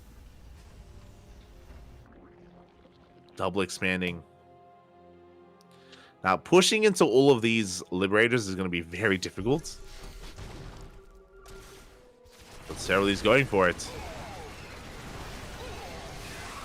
He's going to collapse on some of the Marauders and some of the Marines. Okay, some decent trades. Big power bombs here on the Libs as well. Now, what's important is that Cerale did bleed out a lot of Ling Bane. This is true, but he killed, what, I think two Libs.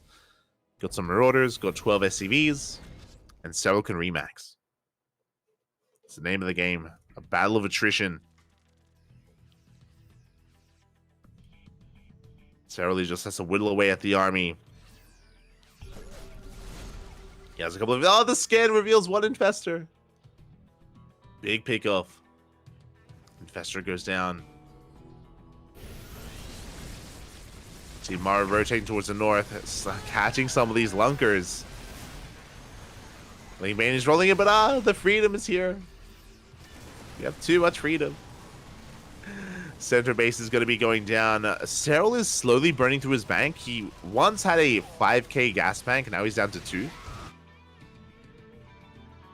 So Maru's been trading very efficiently. Oof. Speaking of, big mine shot.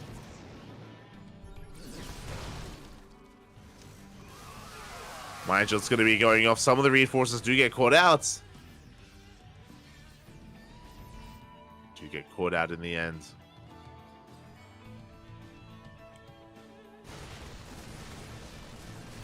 Now, I would say that things are actually pretty even at this point.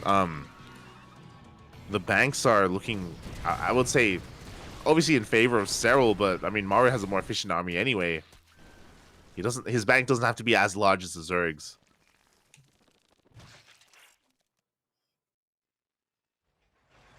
Here we go, once again, pushing towards the south. Oh my god, that's a very heavily oversaturated expansion. Mine shot's going to be going off. Hatchery is going to be going down. I would love to see Maru take these bases. I think he can, and I don't think Cerale can stop him. Especially if he gets planetaries up and running. But we'll see. And now Cerale just trying to keep Maru's attention back at home. His army rotating towards the north. Meanwhile, Cerale comes in from the south. There is a planetary, but it should go down.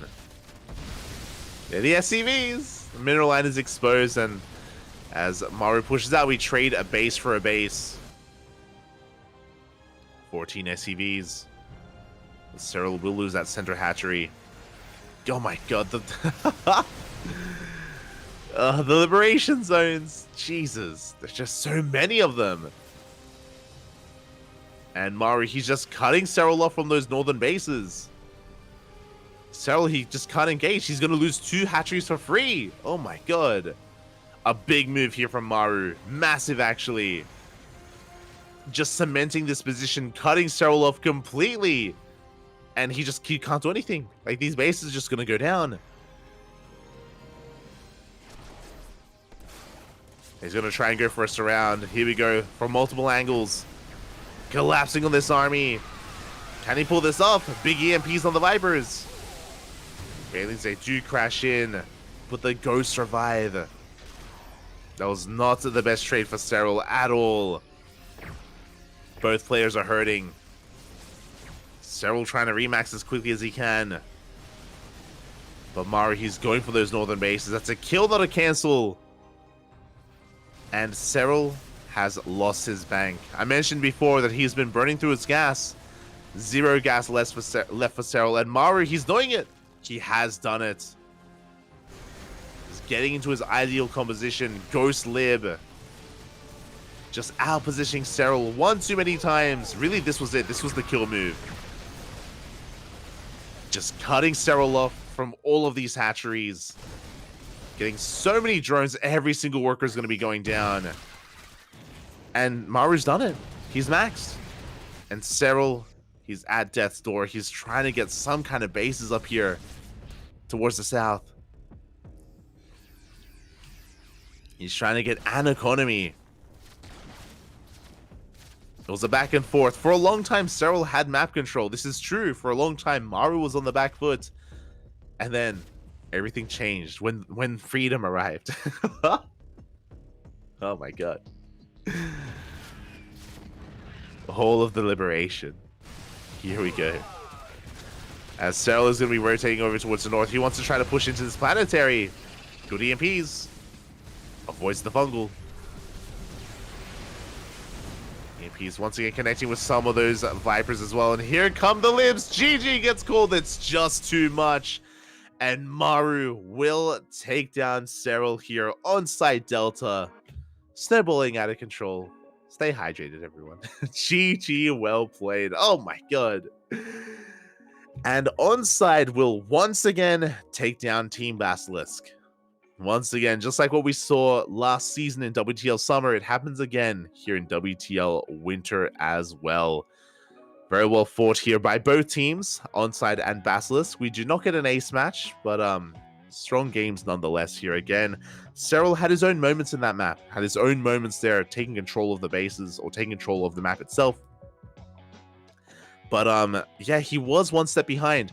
Something that was interesting, even though we were getting into Liberator Ghost, we never saw a transition into more of a Corruptor-based army. The Hydras are having a very hard time dealing with the Liberators. They were just being bullied away, bullied back. Cyril never really had an answer for that. He never threw down a Spire, which was maybe a little bit overconfident from Cyril. Maybe a little bit, yeah, just never taking that direction, never having an answer to them. And with that, that's our day one in the books. Day two is going to be coming up in a couple of days. Matcherino Esports versus Starlight Twinkle and Mystery Gaming versus Psystorm Gaming. That's going to be on Friday, later on in the week. GG. GG, well played. Hope everyone enjoyed themselves. Hope everyone had a great time tonight. We had some amazing matches. Step on us. CranKy Star.